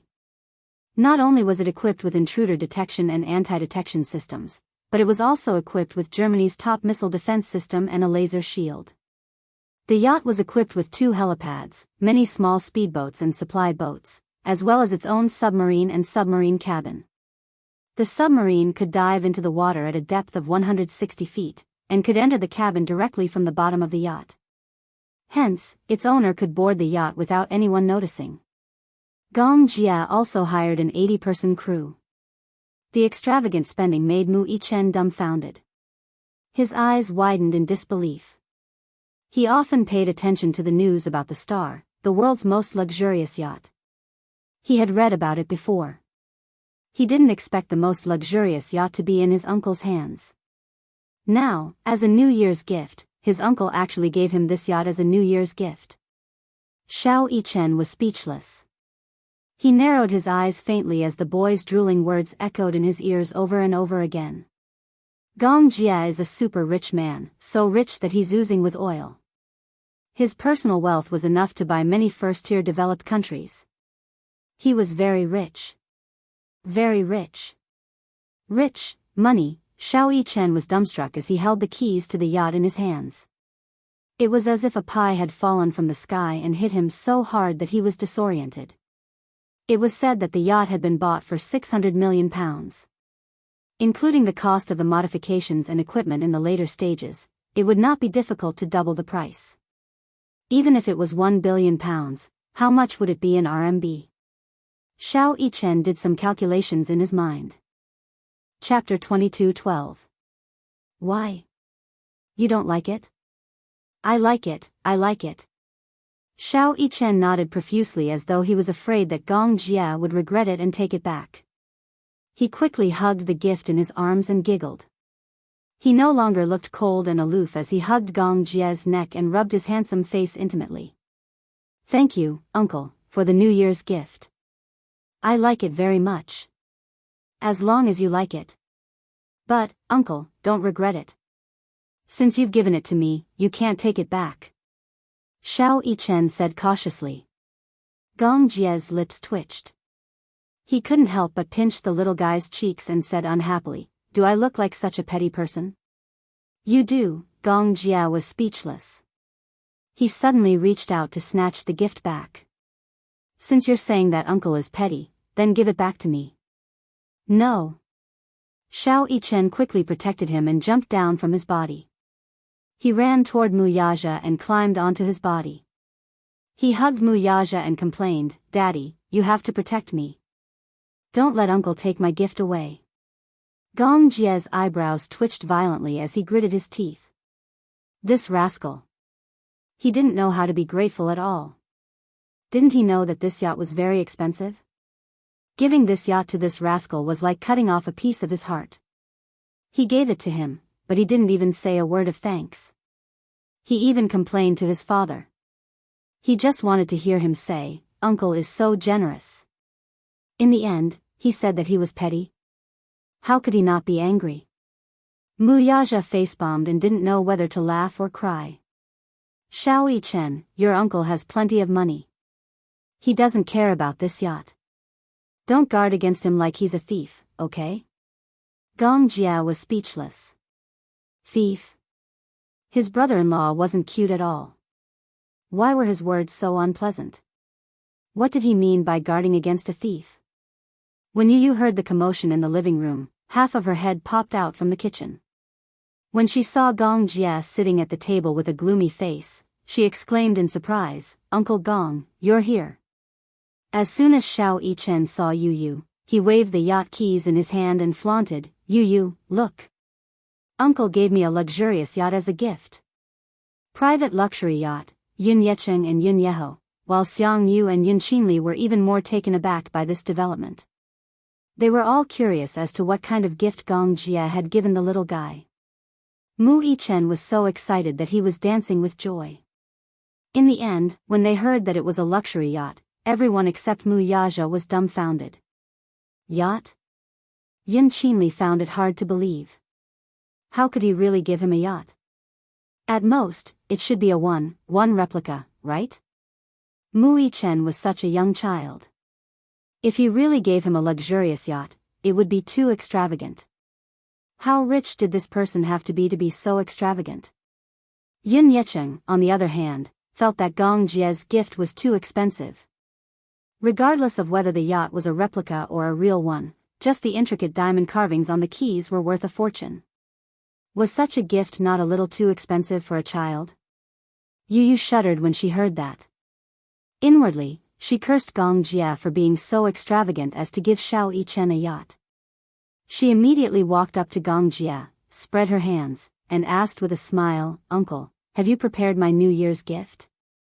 Chapter 22:13. Gong Jia glanced at Yu, only to see that the little guy was looking at him with sparkling eyes, as though he was looking at a rich old man. He spat out a mouthful of blood. Gong Jia couldn't help but feel hurt. He clutched his chest and said sadly, I prepared gifts for you, but I'm being called stingy. Yu, hurry up and comfort my hurt heart. Upon hearing this, Yu immediately walked over, climbed onto his lap, and sat on his lap. His tender little hand gently stroked his chest as he consoled him seriously, Good boy, don't be angry, don't be angry. Uncle, don't stoop to his level. He hasn't seen the world, but I have. I know that you're rich and generous, so I won't call you stingy. Yu's gentle consolation didn't heal Gong Jia at all. Instead, he wanted to vomit blood even more. These two nephews weren't cute at all. Gong Jia said stiffly, I didn't prepare a gift for you. Why? Yu bit his tender little lips in grievance. He pointed at Xiao Yichen and complained, you gave him a luxurious yacht, but you didn't prepare a gift for me. Gong Jia gritted his teeth and grabbed his beautiful chin. He lowered his voice and said, little brat, the amount of money under your name isn't any less than mine. How dare you come here and suck my blood? Yu's expression changed. He smiled slyly and pouted his pink lips. Because you're my uncle. Why don't you call me grandpa and I'll give you a yacht? Gong Jia was speechless. Yu continued, you have to know that I won't obediently address anyone who comes here just because they're related to me by blood. Uncle, don't pretend to be obedient after getting such a good deal. If you don't prepare my gift today, he. This is my territory. Be careful, or I'll make things difficult for you. Pretending to be obedient after getting such a good deal? Gong Jia was so angry that he almost choked. I'll call you Grandpa, and you'll give me the ancient castle that you bought from the auction. How about that? Sure, call me that if you dare. Gong Jia immediately called out, Grandpa. Yu was speechless. The little kid's face turned green. He said fiercely, how shameless. Gong Jia playfully stuck his tongue out. Then, he rubbed his head lovingly and smiled. All right, I won't tease you anymore. I've also prepared a New Year's gift for my son. What gift? Gong Jia whispered into his ear, haven't you been eyeing Victoria Island, which I bought last year? I'll give it to you. Of course, you, of course. Gong Jia hummed in response. Are you touched? Uncle is so generous. I love you so much. Yu hugged his shoulders and cheered excitedly, beaming from ear to ear. Gong Jia said proudly, aren't you going to express your gratitude to Uncle? Without hesitation, Yu lifted Gong Jia's chin with one hand. His tender little face slowly inched closer to his handsome face. Then, he gracefully kissed his thin lips and said, thank you. This was his way of expressing intimacy with Yunshusher. It had become a habit. However, Gong Jia was shocked by this intimate kiss. He widened his eyes and touched his lips with his fingers. He was a little surprised. You're taking the opportunity to molest me. Gong Jia complained. Chapter 22:14. Gong Jia retorted coldly, so, your way of thanking me is to steal my first kiss? Tired face. Yu sucked in a breath of cold air. His eyes widened in shock as he stared at him in disbelief. Clearly, he was doubtful of his words. So, Yu suddenly inched closer to him and said teasingly, Uncle is still a pure and innocent little virgin? *T. Gong Jia's face turned red. He was so embarrassed that he looked like he was about to bleed. He said in all seriousness, Uncle has been on the battlefield since he was young. I've been to many battles and have given pointers. *T. Yu covered his mouth and snickered. Giving pointers? Giving pointers to you? Gong Jia was beyond embarrassed. He was in his 20s, yet he was being mocked by a 7-year-old boy. He couldn't take it lying down. Gong Jia glanced at Yu, who couldn't stop snickering, and said coldly, humph. I'm not going to stoop to your level. Hee, stubborn. Yu mocked him. Suddenly, he thought of something and shook his head. No wonder I sensed an ascetic aura from you the first time I saw you in person. It turns out that Uncle is so pure. Come, do you want me to teach you how to kiss? Go away. Gong Jia pushed him away in disdain. However, Yu seemed determined to tease him. He wrapped his arms around his neck and pouted, wanting to kiss his thin lips. Little Jia, you're here. Yunshusher's voice suddenly rang out. Yu stopped in his tracks. Both he and Gong Jia looked back and saw Yunshusher standing at the kitchen door, smiling like a flower. You're just in time. Dinner is about to be served. With that, Yunshusher went back into the kitchen. Yu shot him a look. Why aren't you helping Mommy? Gong Jia replied with a, then stood up and went to the kitchen. In the kitchen, Yun Shishir was seriously preparing the soup. She put in a spoonful of chicken essence and scooped up a mouthful of soup. She carefully blew on it and gently took a sip to taste it. Seeing this, Gong Jie's eyes could not help but curve into a gentle smile. Following that, he silently moved closer to her and suddenly reached out his hand to hug her waist from behind. He gently rested his chin on her shoulder. Yun Shishir was startled. She turned around and saw that it was Gong Jie. She heaved a sigh of relief and said angrily, "Shao Jie, why didn't you make a sound when you walked in? You're like a cat." "That's because big sister is too focused." Gong Jie glanced at her hand. "Are you making soup?" "Yes." "Do you want to try the pork rib soup?" Gong Jie nodded, looking very expectant. Just as Yun Shishir was about to start, Gong Jie suddenly reached out and held her hand. He took a small spoonful from the spoon in her hand and gently took a sip. Suddenly, his eyes lit up unexpectedly. "Not bad." "What do you mean not bad?" Yun Shishir protested. Hey. Aren't you underestimating me? Is my cooking as bad as you think? I've never tried your cooking before. This is probably the first time, right?" Yun Shishir was the most annoyed.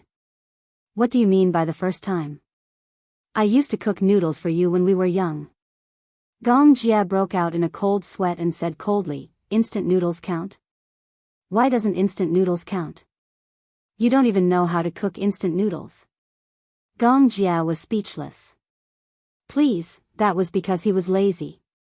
Gong Jie said again, "Give me a piece of pork rib to try." Chapter 22:15. Yun Shishir nodded and carefully picked up a piece of pork rib with her chopsticks. She carefully held it in her hands and blew on it gently, afraid that the pork rib would scald him. "Be careful, it's hot." Gong Jie was envious and was about to take a bite out of it.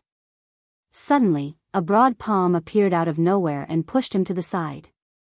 Before Yun Shishir could react, she saw a tall figure slowly approaching from the corner of her eye. Wuxia had entered the kitchen and pushed Gong Jie aside. He calmly held Yun Shishir's wrist and naturally put the pork rib into his mouth.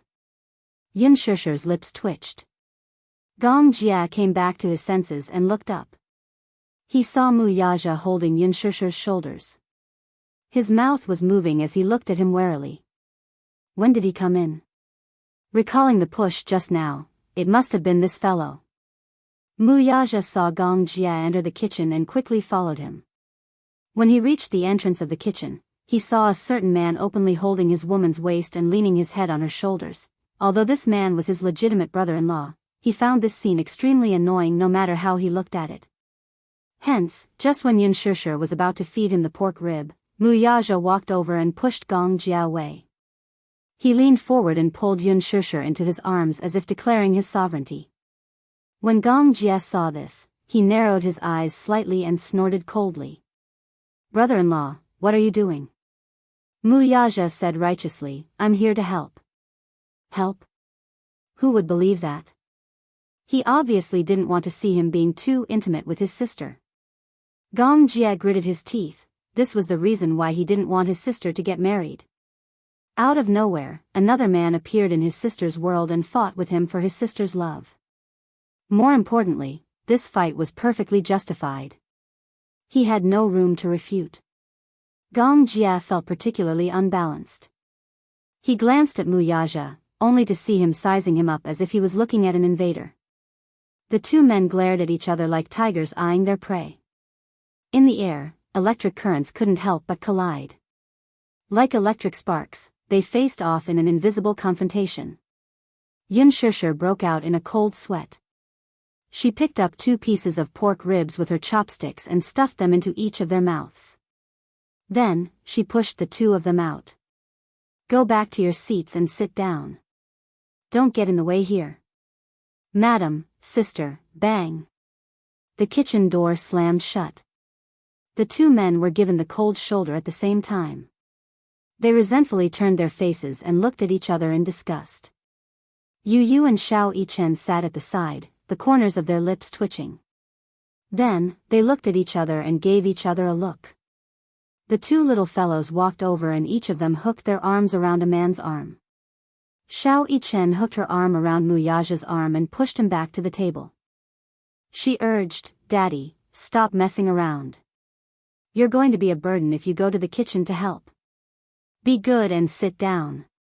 Yu Yu pulled Gong Jia to sit opposite Muyaja and reminded him, "Uncle, be good and sit down. Dinner will be served soon." With that, the two little fellows hooked their arms around each other's shoulders and went into the kitchen to help. Chapter 22:16. Yu Yu and Xiao Yichen served a sumptuous spread of delicacies to the table. "Let's eat." The table was filled with laughter. Yun Shishir poured wine for Yun Yecheng and Yun Yeho. As for the mother-daughter pair, they behaved themselves and ate in silence. Yun Qinli was the tactful one. Occasionally, she would chime in with a few pleasing words and quickly immerse herself in the joyous atmosphere. Halfway through the drinking session, Gong Jia and Muyaja started a fight.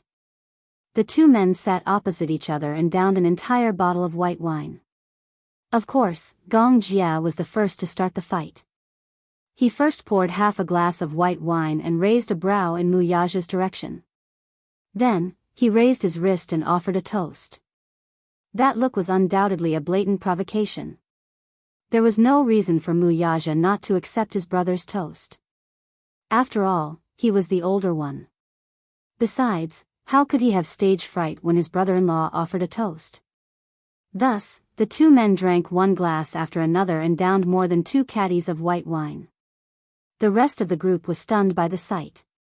What was even more shocking was that the two did not show any signs of drunkenness even after downing 2 liters of wine. If it were Yun Yecheng and Yun Yeho, they would have long been so drunk that they would have collapsed on the table and lost consciousness by now. These two men, on the other hand, downed more than 2 caddies of white wine. 2 bottles of white wine were almost empty, and only then did Gong Jia and Muyaja seem to be in the mood to drink. What a joke! Gong Jia's alcohol tolerance over the years was not for nothing. He still remembered that time when he was trapped in a war zone with a group of mercenaries from Russia. Along the way, when he was tired or sleepy, he would drink some vodka to perk himself up. Those Russians were especially ruthless.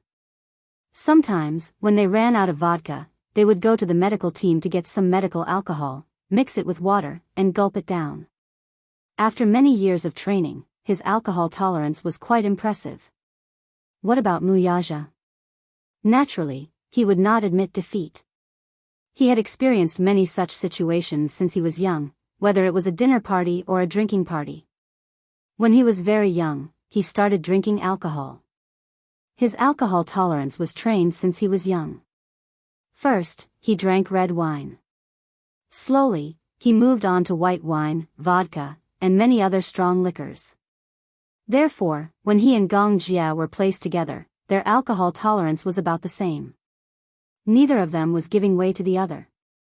Yu Yu watched from the side with a guilty conscience. These two guys didn't drink in small sips. They either didn't drink or drank it all in one go. Wasn't this combat power too terrifying? Could it be that this white wine was mixed with water?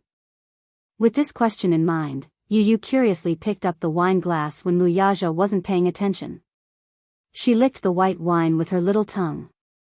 She had only touched a drop when she suddenly choked on it. It was so spicy that she rolled her eyes and clicked her tongue for a long time. Her face instantly turned red from the spiciness. Ha ha ha. Yun Yecheng was amused and deliberately teased her. Yu Yu, does the wine taste good? Yun Yeho could not help but laugh. You're so young, yet you want to learn how to drink like an adult. You're really promising. It suddenly started snowing outside the window. The snowfall was a little sudden and rushed. In just a short while, a thin layer of snow had accumulated on the ground, trees, and roof. In just a short while, the snow had become much thicker. Chapter 22:17. As they walked past, they left a trail of footprints of varying depths. Xiangdi Walk was a retro castle-designed villa and bungalow. After the snow fell, it felt like a fairy tale world.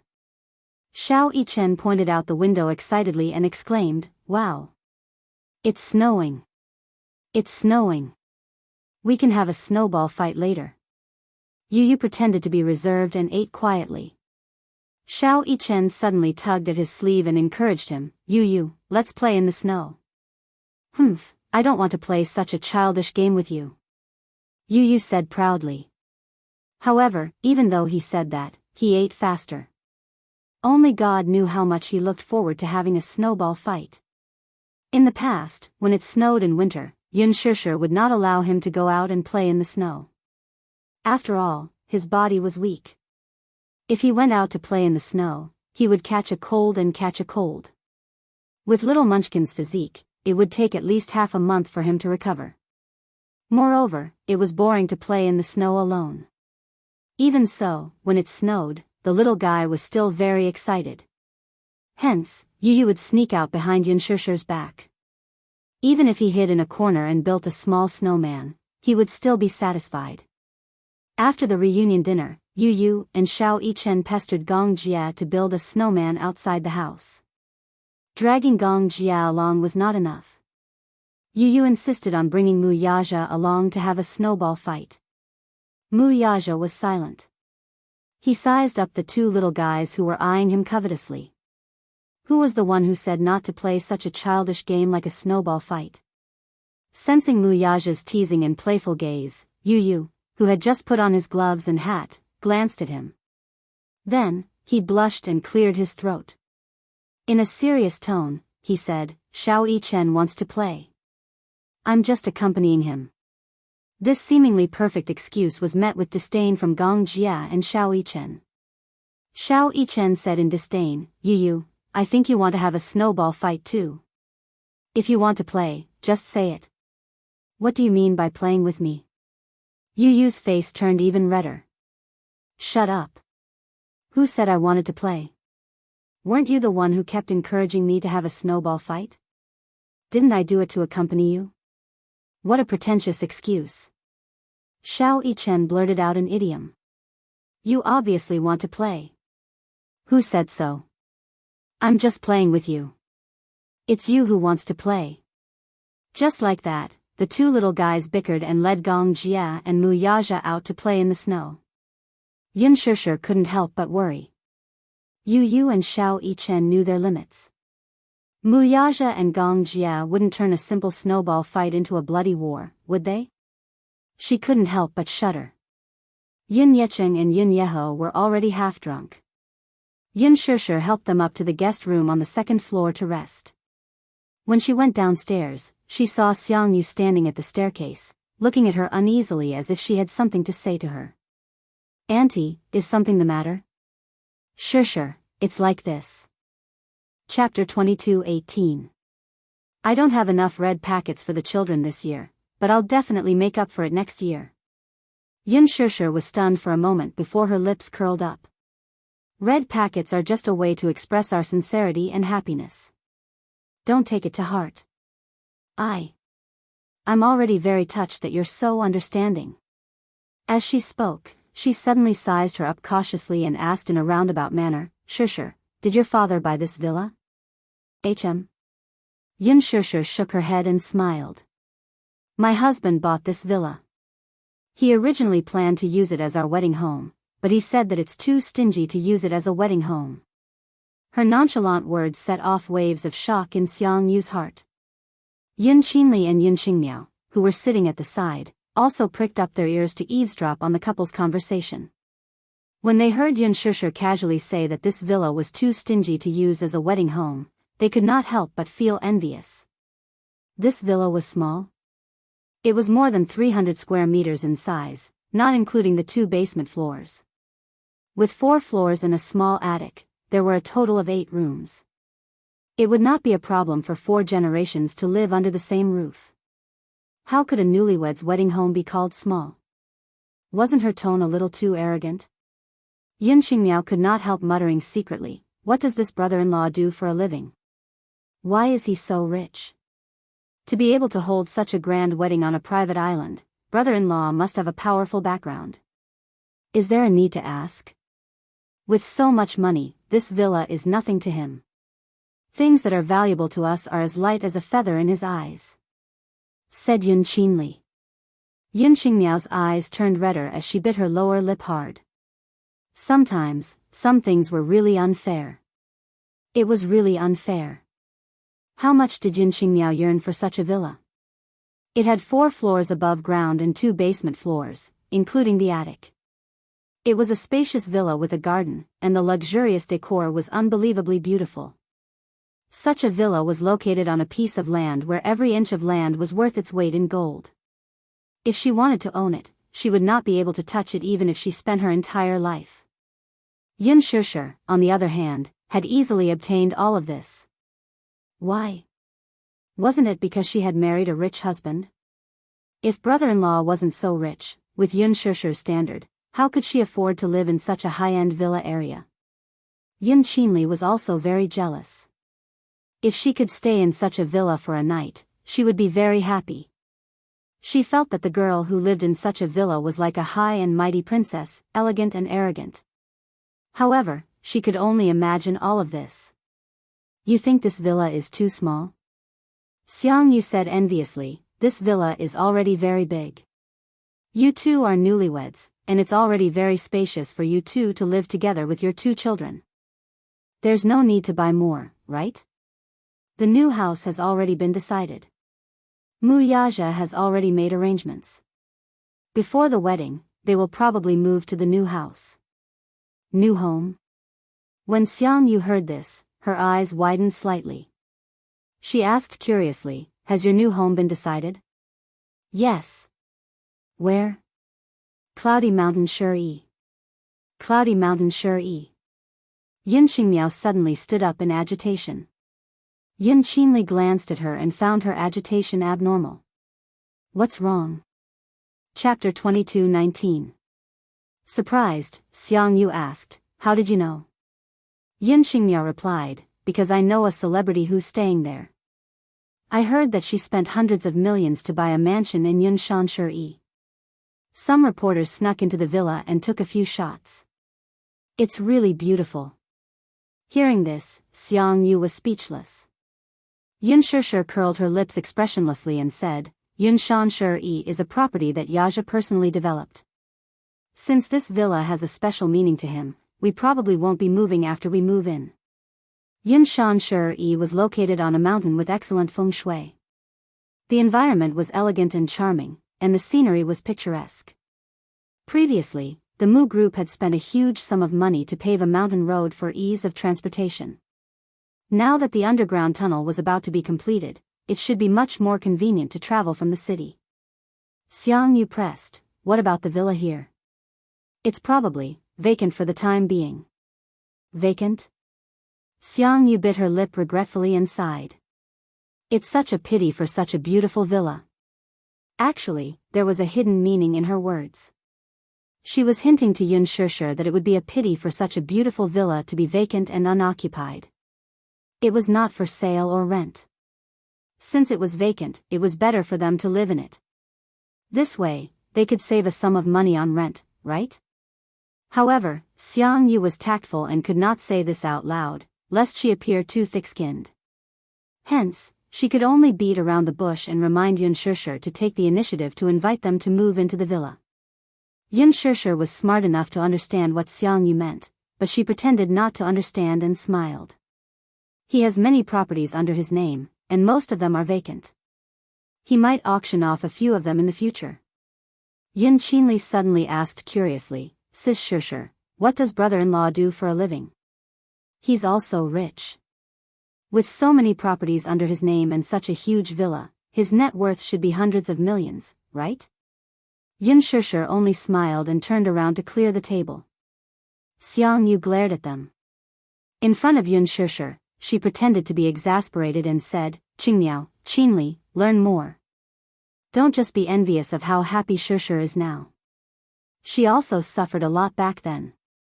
Now that her life is better, it's all because she has a good eye for people and married such an outstanding person like your brother-in-law. So, when you guys are dating, keep your eyes open and find a good match. In the future, you can live a good life like Shishir." Yun Shusher's movements suddenly stiffened. On the surface, Xiang Yu's flattering words fell into her ears, but they were especially unpleasant. What she was implying was that the reason she could live such a good life was all because of men.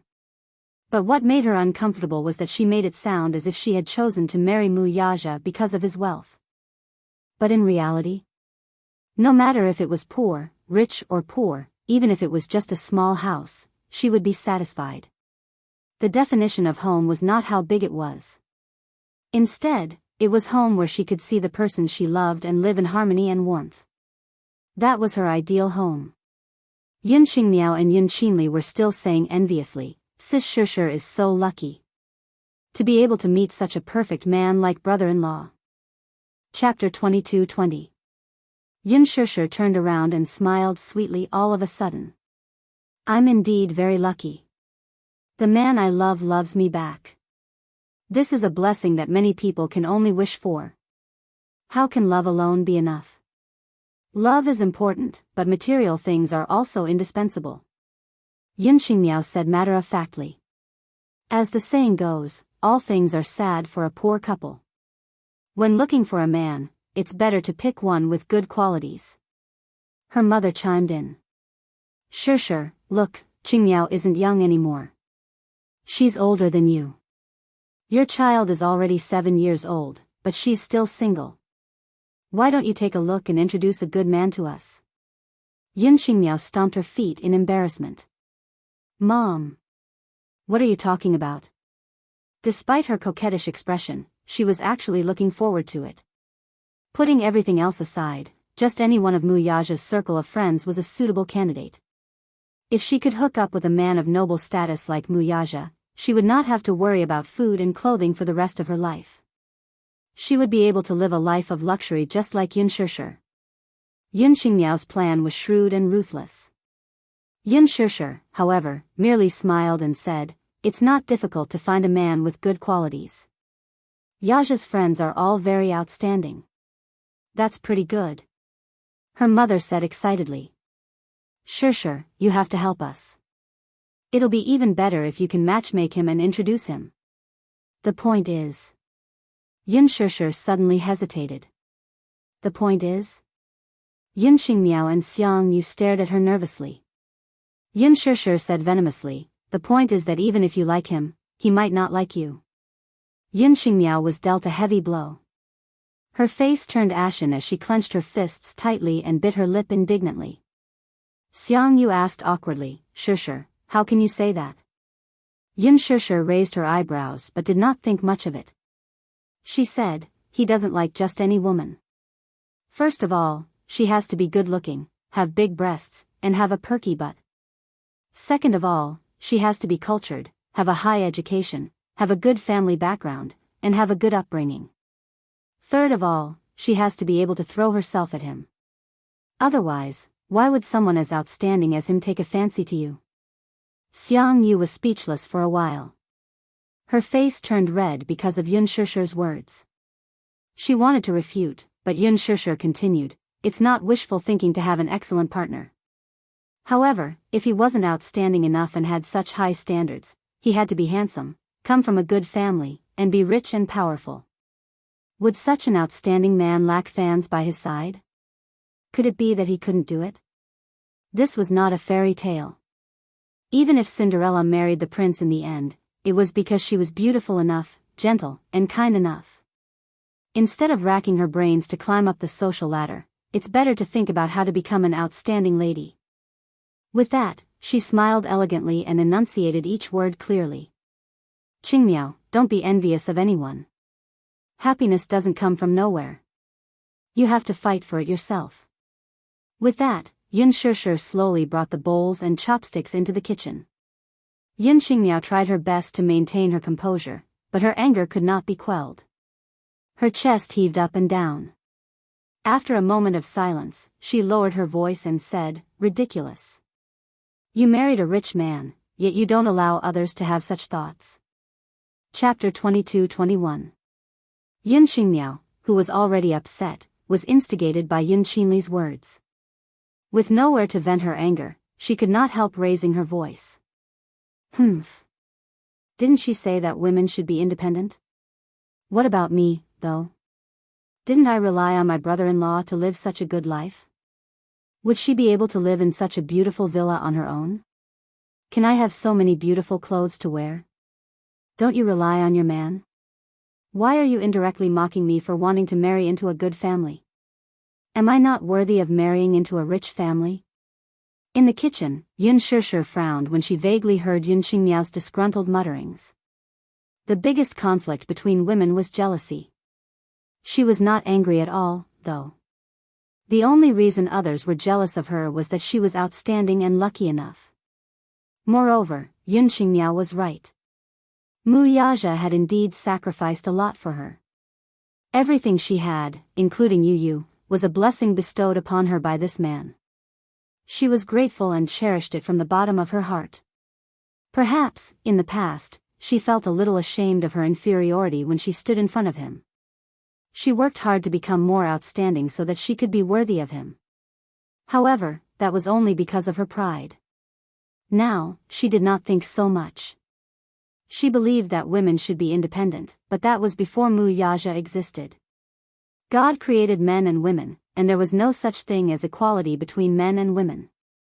Men had more innate advantages over women, be it in strength, ability, or responsibility. Women, on the other hand, were gentler and more delicate than men. The two were interdependent in the first place. Women should be independent, but if a man was outstanding and responsible enough, it was better for them to rely on and trust him with peace of mind. Women yearned for such reliance. Men, on the other hand, relied on such reliance.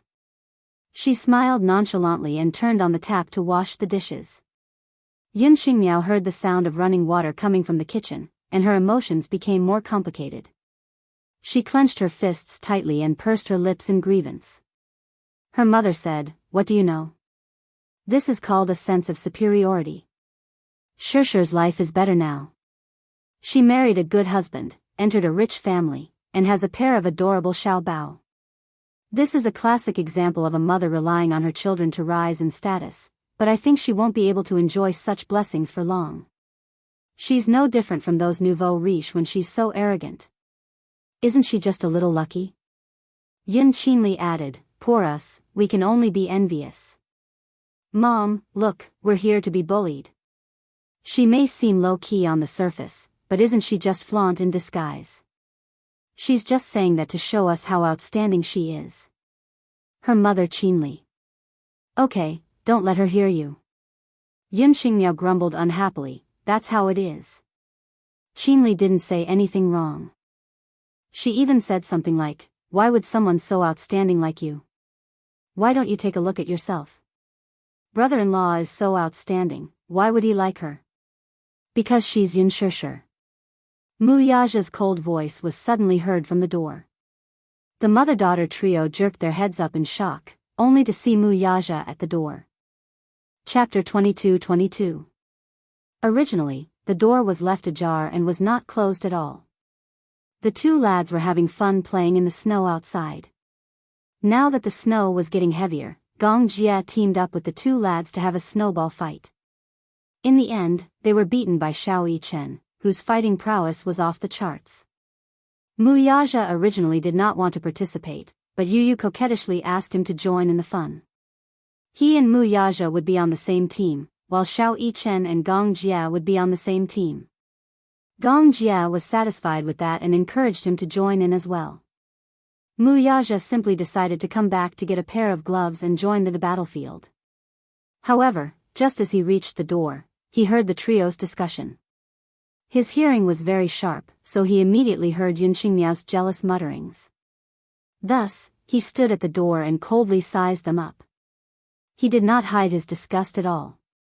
The trio saw him standing at the door as if he had heard all their complaints about Yun Shishir. For a moment, they felt extremely embarrassed. Yun Qingmiao, in particular, stood up nervously and looked at him in trepidation. She shrunk her shoulders and blushed. "Brother-in-law, when did you come in?" She shrunk behind Xiang Yu's back, obviously feeling very guilty. She did not know how much of her words had been heard by this man, so she felt guilty. Wuxia coldly pursed his thin lips and then slowly took a few steps toward them. When he was about 3 to 4 meters away from them, he stopped and slowly walked out. I don't like anyone talking about my wife behind her back, even if it's someone close to her. Gossiping like this is very annoying. These were not particularly harsh words, but coming from Wuxia's mouth, they were full of mockery and disgust. There was a faint murderous aura and an overbearing aura. Xianxia's body swayed a little, and she almost lost her balance. You dote on my sister so much, don't spoil her. We shouldn't talk about her, but she was the one who, whether I dote on her or not, it's not up to you to stand here and criticize, right? Wuxia curled his lips coldly and said in disgust, You're not welcome here. Scram. Brother-in-law, shut up. Wuxia's cold and indifferent eyes fell on them, his tone not allowing them to object. Feeling guilty, Xianxia swallowed the words that were about to rush out of her mouth. She took a deep breath and looked at the tightly shut kitchen door. She did not know where the courage came from, but it could be due to extreme jealousy or displeasure in some aspect, but she snapped, Why should I? Wasn't this too unfair? What right did she have to put on such a high and mighty attitude, like a spoiled princess who was pampered in the palm of someone's hand? And we're just complaining. Is there no room for negotiation? Moreover, what did I say wrong? How was she outstanding? She gave birth to a child at the age of 18 and got pregnant before marriage. She's such a pair of broken shoes and doesn't know how to behave. What's there to be proud of? Smack. Wuxia's face was horrified as he raised his hand to slap her. He had never hit a woman before. In his opinion, men who hit women were scum. However, when Xianxia vented her anger by saying those words, he almost could not control himself and subconsciously slapped her. Chapter 22-23. Wuxia abruptly took a step forward and grabbed her by the throat. His palm was so wide and big that it was almost perfect for him to choke her. Just a slight squeeze, and her face changed. Her face flushed red, and the veins on her forehead were faintly bulging. Let go. The man's strength was truly terrifying. It was as if he could break her throat in the next second if he exerted a little more force. Under his grip, a suffocating feeling that could destroy heaven and earth assaulted her. She felt as if she was a tiny ant, and no matter how hard she struggled, she could not break free from his grip. Help, she could feel that the man was exerting a lot of force, as if he wanted to strangle her to death. Xiangyu was taken aback by this sudden turn of events. She was stunned for a few seconds before she came back to her senses. She hurriedly went up to Xianxia, trying to free her from the man's grasp. However, she seemed to have underestimated the strength of Wuxia's grip. She begged for mercy while trying to pry off his hand with her fingers, but the man's fingers were like steel nails that were tightly wrapped around her neck. No matter how hard she tried, they would not budge. Xianxia, too, panicked. She stood aside in shock, her face ashen like a wax statue. Let go. I beg you. You'll kill me. The kitchen door suddenly opened. Xianxia walked out. She was not surprised to see this scene. In fact, she was unusually calm. She watched in silence for a long time until Xianxia looked like she was about to faint. She then walked forward and held Wuxia's wrist, saying gently, Don't be angry. Let go. Wuxia still refused to let go. Be good. Xianxia tiptoed and gently pecked him on the cheek. Wuxia let go of his hand abruptly.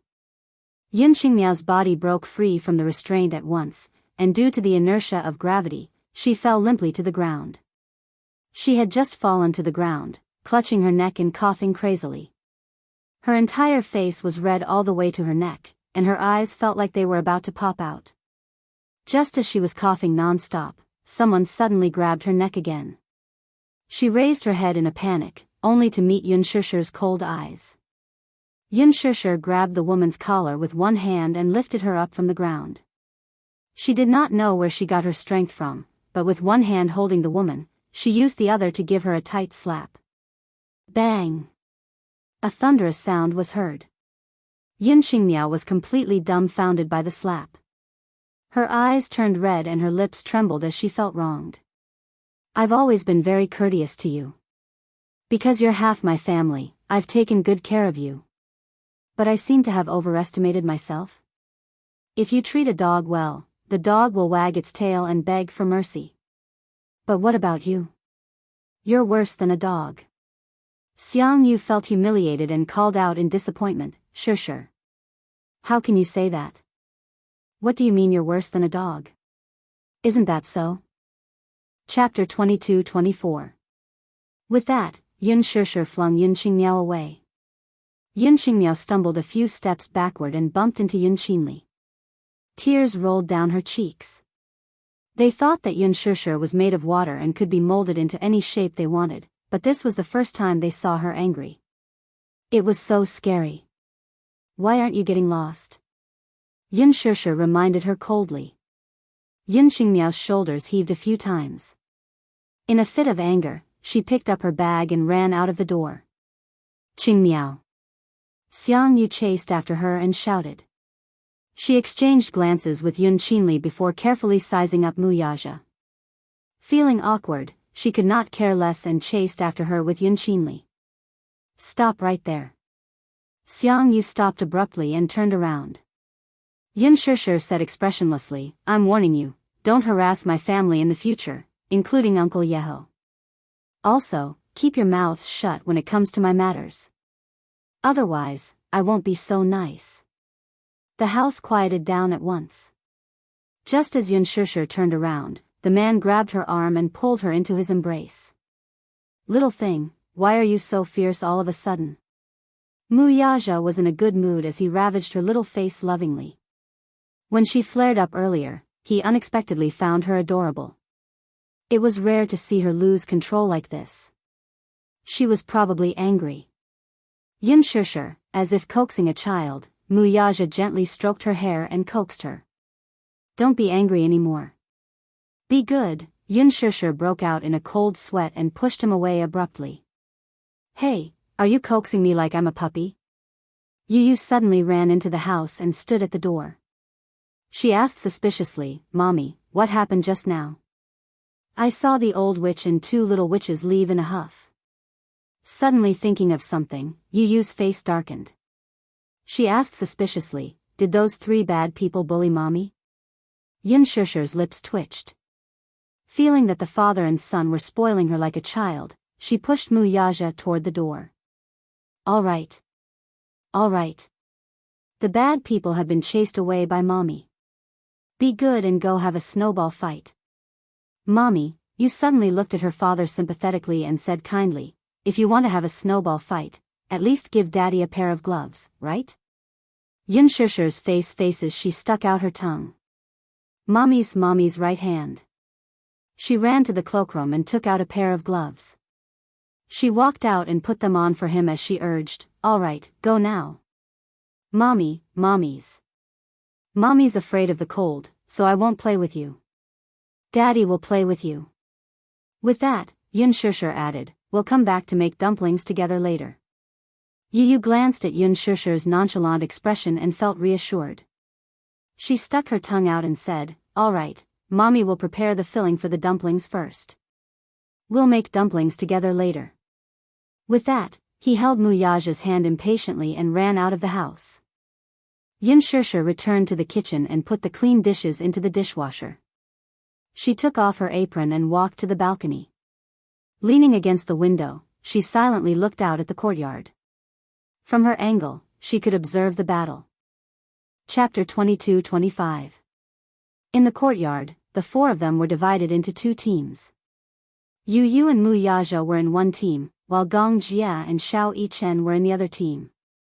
However, no matter how one looked at it, Shao Yichen's team was more powerful. Gong Jia smiled sinisterly and shook Shao Yichen's hand. Then, the uncle and nephew looked at the other team and said ruthlessly, you're finished.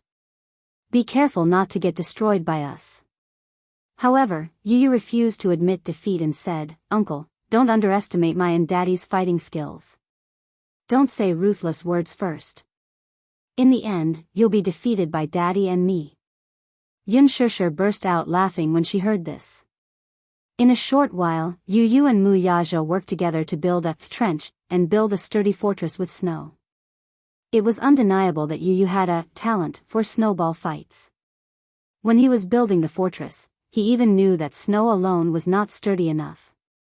Hence, he found some discarded bricks from somewhere and built a small fortress. Then, he covered it with snow. Mu Yaja's eyes were wide open as he watched from the side. Yu Yu said disdainfully, "Daddy, why are you standing there like a fool? Prepare the ammunition." Mu Yaja scoffed at his father's disdain. Then, he squatted at the side and quietly prepared the ammunition. "Make the snowball bigger. Use your hands to squeeze it or it will fall apart." After Yu Yu finished building the fortress, he squatted on the ground and started to make the snowball. Then, he started to talk about the battle strategy. "Later on, I'll be in charge of defense and producing the ammunition. You'll be in charge of the attack." Mu Yaja nodded obediently like an obedient soldier. As for Yu Yu, he had the aura of a commander who was in charge of a battle. Soon, the snowballs were ready. Yu Yu continued, "Don't be reserved when you have a snowball fight. Don't have the burden of being an idol. Attack them crazily until they kneel and beg for mercy." Mu Yaja imagined Gong Jie kneeling in front of him and begging for mercy. Suddenly, a strange smile appeared on his face. "Okay, let's fight." Gong Jie hadn't finished building his fortress yet. Although Xiao Yichen was a fierce fighter, he was clumsy when it came to work behind the scenes. Compared to Yu Yu, who was the king of craftsmanship, what about Gong Jie? It wasn't any better. Yu Yu had already made the snowballs, but they had only built half of the fortress. While the uncle and nephew were still figuring out how to build the fortress to be strong enough, Mu Yaja and Yu Yu's first wave of attacks had already arrived. A solid snowball smashed into Gong Jie's head with a dong sound. Ouch! Gong Jie screamed and fell to the ground. Little Yichen was flabbergasted. Usually, when a snowball smashed into a person's body, it would scatter and turn into broken snow. However, Yu Yu and Mu Yaja had figured out that during a snowball fight, the snowball had to be squeezed tightly to remove the moisture from the snow. Mu Yaja had a lot of strength in his hands. A snowball was squeezed into an ice ball and smashed onto Gong Jie's head, but it didn't shatter. It was obvious how strong it was. Such a snowball would hurt the most when it hit a person's body. It was like a hard rock. Gong Jie held his head and got up from the ground. Mu Yaja threw 2 more snowballs at him. He seemed to be aiming accurately. All 3 snowballs hit Gong Jie's head without missing a target. Chapter 22-26. Gong Jie howled again as he suffered 3 consecutive critical hits and fell to the ground. Yu Yu laughed maniacally and said humiliatingly, "Uncle, you're a weakling." Yun Shishir couldn't hold it in anymore and laughed as well. "Weakling?" Gong Jie got up from the ground angrily.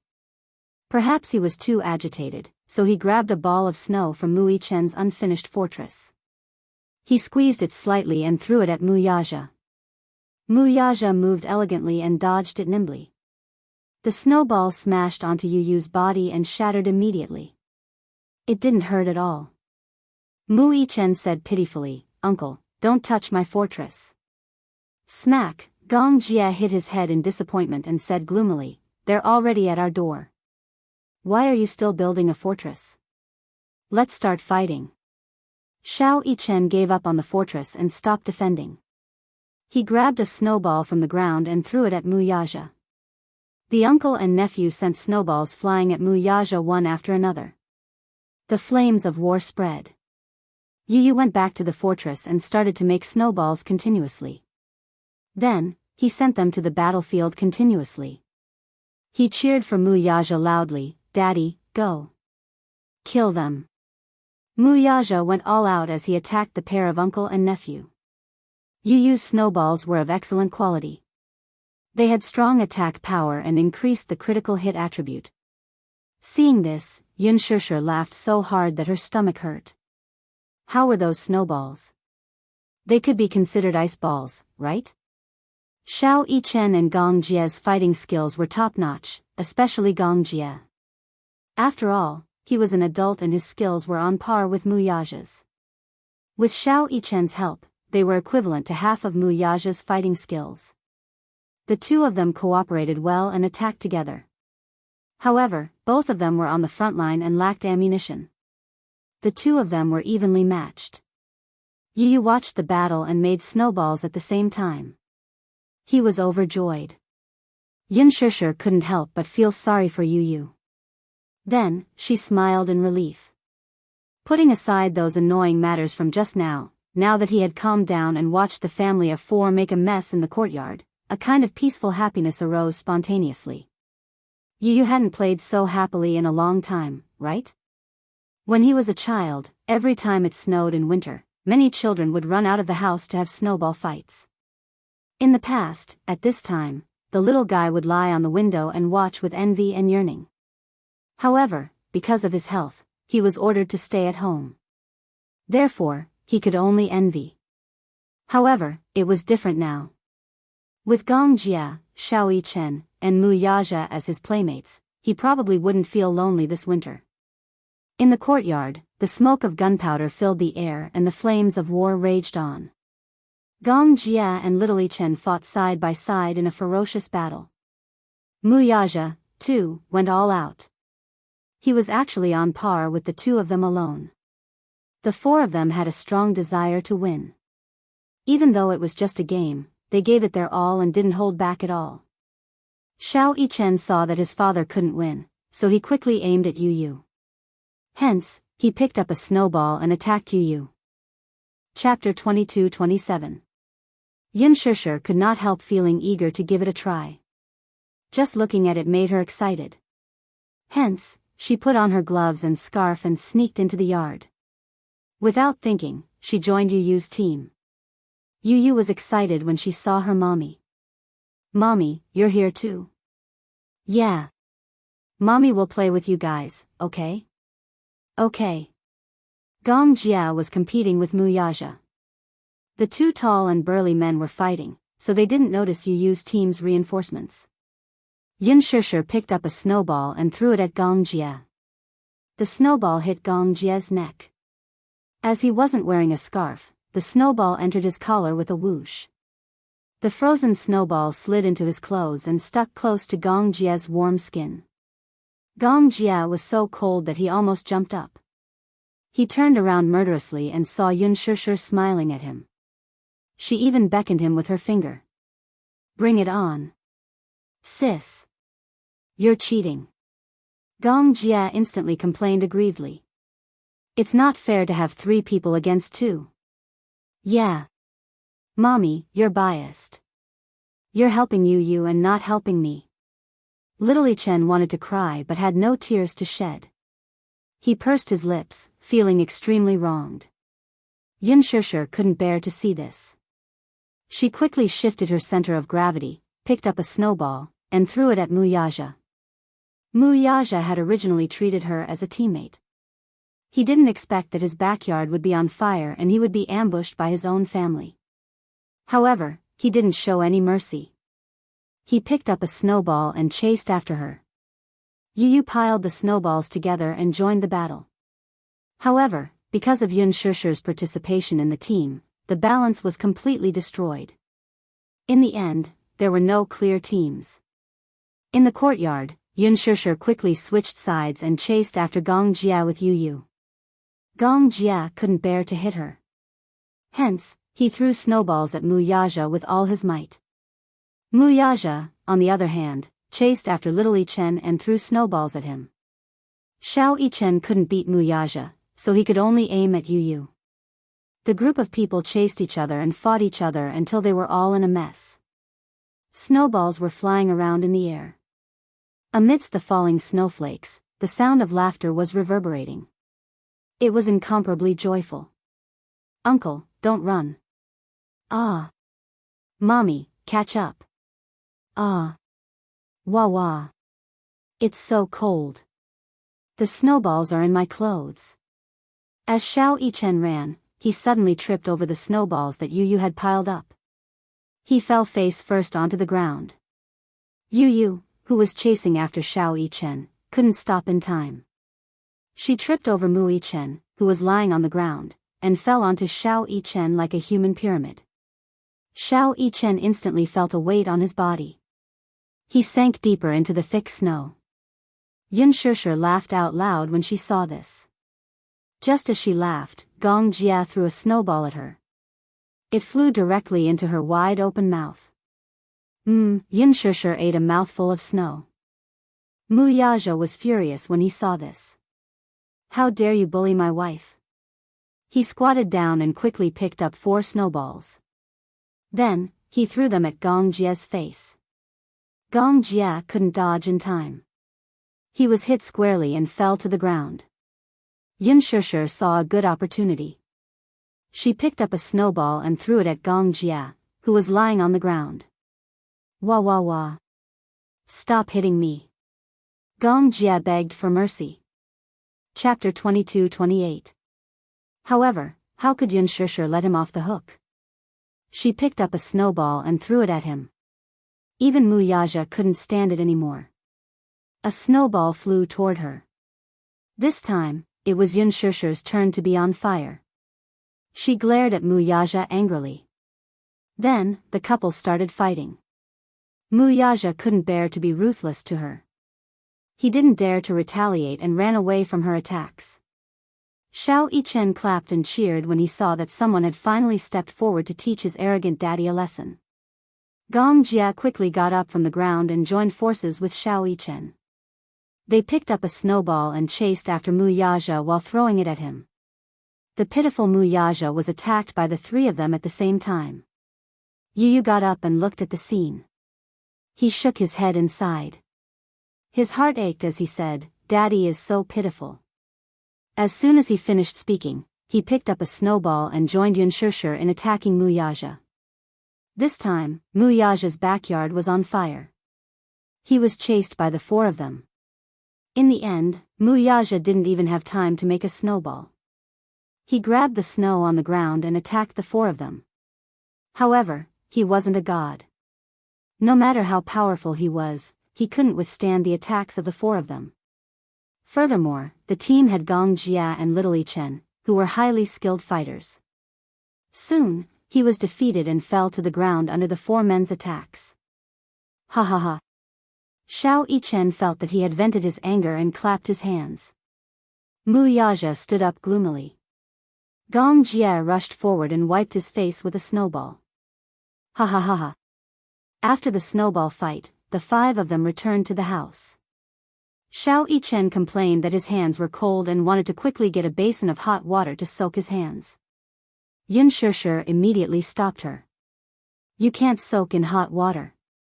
If you soak in hot water after the snow is removed, you'll easily get frostbite. But my hand is a little cold. Xiao Yichen said pitifully. Yun Shishir squatted down in front of him and held his hand gently. She carefully rubbed his little hand and blew on it before rubbing it again. Do you feel better now? Yes. I feel a little better. Yun Shishir smiled at him and continued to rub his hands. However, not long after, 2 pairs of hands suddenly stretched out in front of her.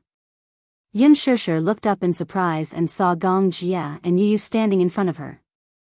Gong Jia beamed and said coquettishly, "Sis, my hands are cold too. Help me rub them too."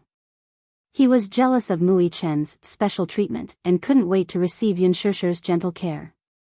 However, before Yun Shishir could say anything, another pair of large hands suddenly reached over and wrapped around his hands. Gong Jia's lips twitched violently. He turned around expressionlessly and saw Mu Yaja coldly grabbing his hands and rubbing them. "I'll rub them for you." "I don't want to." Gong Jia resentfully withdrew his hands with a look of disdain. "Ha ha ha, uncle despises daddy." Yu laughed. After resting for a while, Yun Shishir brought the dumpling fillings and wrappers to the table and called out, "Let's make dumplings together." The highlight of New Year's Eve was the family sitting together and making dumplings together. Gong Jia and Mu Yaja also sat down and made dumplings together. However, the two men had never done any household chores and rarely had the chance to cook. How could they know how to make dumplings? They held up the dumpling wrappers and looked confused. Chapter 22-29. Daddy, I'll teach you. Yu spread open the dumpling wrapper and used her chopsticks to spread the filling in the center. Soon, a dumpling was formed. Mommy, why must we eat dumplings during the New Year? Xianxia explained, this is called New Year's dumplings. Dumplings are like ingots and symbolize wealth. They are also round and symbolize family reunion. Moreover, the dumplings on New Year's Eve are filled with meat. The dumplings are full and symbolize prosperity, peace, and prosperity. Xiao Yichen nodded his head half-heartedly. Oh. So there's such a saying. After Xianxia taught Xiao Yichen step by step, she turned around and saw Gong Jia staring at the dumpling wrapper with a bitter look on his face. It was obvious that he knew nothing about making dumplings. Wuxia, on the other hand, had finished making the dumplings under Yu's guidance. However, the first dumpling could only be considered as a half-finished product as there was too much water and the dumpling wrapper broke. Yu said in disdain, Daddy, you're so stupid. Wuxia was instantly dealt a blow and said in shame, Daddy has been made dumplings before. My first time making dumplings, but they look good. Yu did not give Wuxia a way out. Wuxia was thoroughly depressed.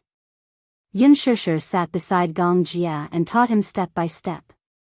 Under her guidance, Gong Jia actually managed to make the dumplings well. Before they knew it, it was already 6 p.m. Yin walked downstairs and saw that the dumplings were already made on the table. Xianxia and Yu were busy in the kitchen. Wuxia was in charge of assisting, while Gong Jia and Xiao Yichen were watching TV in the living room. There would be a spring festival gala on New Year's Eve. Although it was not time yet, it was already being previewed and replayed last year's gala. What about Xiangyu and the other two? Yin realized that the mother-daughter pair was no longer around, but after giving it some thought, he guessed that the three of them were tactful enough to return home. At 7:00 in the evening, the reunion dinner was ready. Xianxia stood at the door and looked around for a while. She waited bitterly for a long time, but there was still no sign of Huajin. Could it be that he had forgotten? She returned to the house in disappointment. Huajin took a taxi to Shangti Walk. According to the address sent by Xianxia, he found his way there. Standing at the door, through the floor-to-ceiling window, he could easily see the harmonious scene in the living room. The family of 6 sat around the table, laughing and chatting happily. It was a happy and harmonious atmosphere. He couldn't help but feel envious. Envy and yearning rose from the bottom of his heart. How many years had it been since he spent the new year with his family like this? As far as he knew, there was no concept of celebrating the new year. He was homeless, to begin with, so such a scene could only be an extravagant wish for him. Huajin walked to the door and reached out to press the doorbell, but just as he reached out, he realized that he did not have the courage to press the doorbell. He furrowed his brows and retracted his hand guiltily. He blew on his hand and rubbed it gently.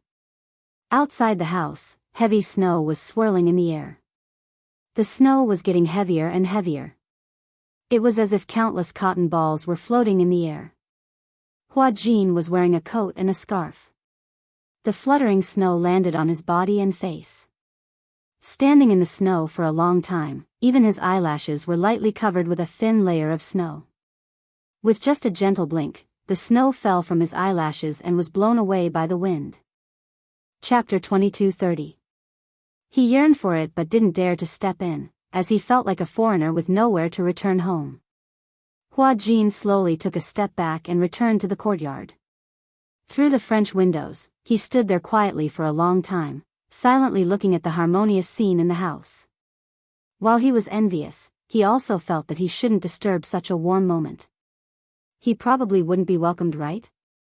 He didn't dare to imagine that when he walked in, those pairs of doubtful, repulsive or conflicted gazes would be directed at him. Just the thought of it made him feel exceptionally uneasy and helpless, so it made him feel awkward and even more nervous. At the same time that his heart was uneasy and timid, there was also a kind of loneliness. Would such a warm light be lit for him? Because of this flustered state of mind, he ultimately didn't have the courage to step in. Turning around, like a deserter, he actually wanted to quickly escape from this place. Hua Jin had just turned around when a voice sounded from behind him. Hua Jin. Hua Jin's back view paused as he turned around in shock. But he saw Yun Shishir had unknowingly opened the door and was standing at the doorway, looking at him with a joyful and coquettish expression on her face. Why are you only here now? Hua Jin looked at her helplessly, not knowing what to say. He had actually arrived earlier, but with an inexplicable uneasy feeling, he paced back and forth outside the door for a long time, ultimately unable to muster up the courage to step in. Yun Shishir walked towards him and pulled his hand reproachfully. You're here so late. Everyone's waiting for you and the hot dishes haven't been served yet. Quickly come in. Shishir. Before Hua Jin could express his opinion, Yun Shishir had already held his hand and walked into the house. Wait a minute. Hua Jin stood still with some apprehension, seeming to be a little uneasy. Yun Shishir turned around in astonishment, only to see his desolate expression, which made one's heart ache as he stammered, Everyone. Will everyone welcome me? Yun Shishir was stabbed by his disappointed expression, and her heart ached. However, Hua Jin smiled awkwardly and said quietly, I'm afraid. I'll disturb you, Shishir. How about, what are you talking about? Yun Shishir tenderly held his hand and smiled charmingly. Everyone is waiting for you. That one sentence touched his heart all of a sudden. Hua Jin's eyes widened in surprise as he looked at her in disbelief. Really? Yes.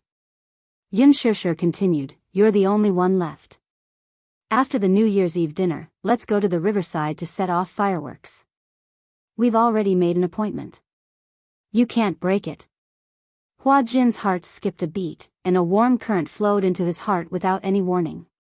Yun Shishir didn't care about his concerns and led him into the house. Hua Jin didn't struggle or avoid her and allowed her to lead him into the living room. The heater was turned on in the spacious living room.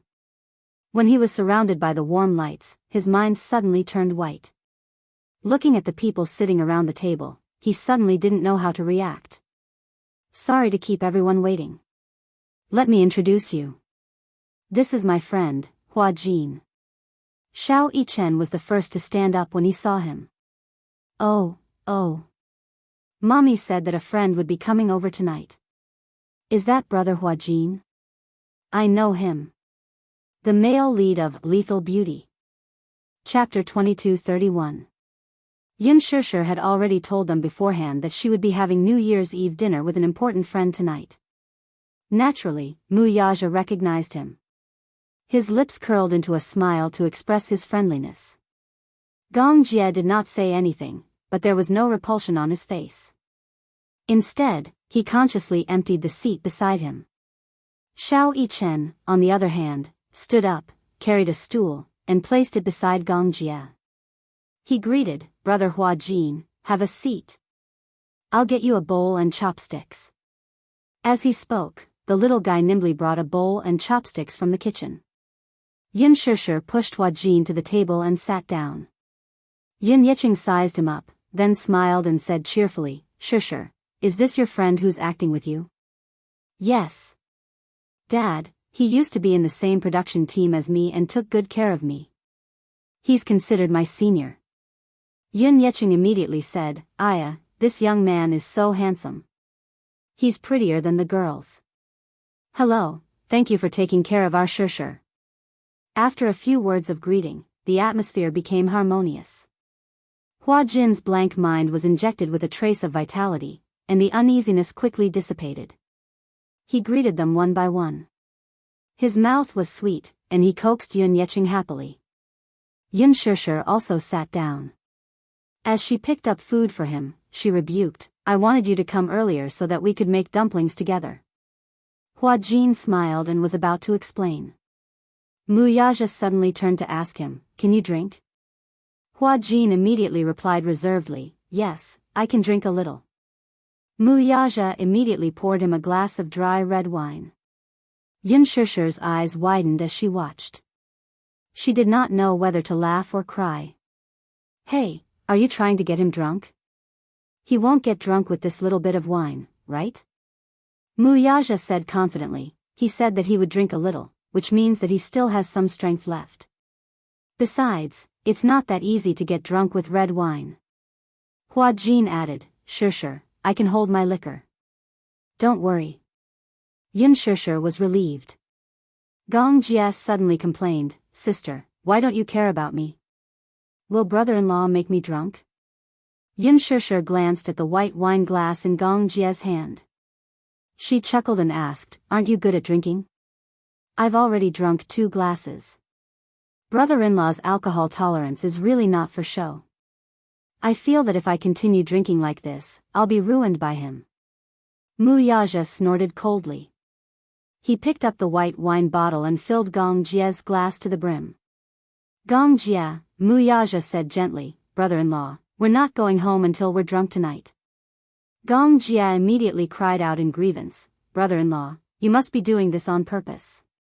Are you trying to get me drunk and then leave me alone at home to set off fireworks without me? This brat's brain is very bright. He had actually figured out his motive. Wuxia raised his eyebrows and seemed to be provoking him. Don't get drunk if you dare. Gong Jie was speechless. His eyebrows twitched and he was instantly inspired. Humph. I'd like to see who will be the one to fall tonight. With that said, the 2 of them picked up their wine glasses and started drinking again. The table was full of chatter and laughter.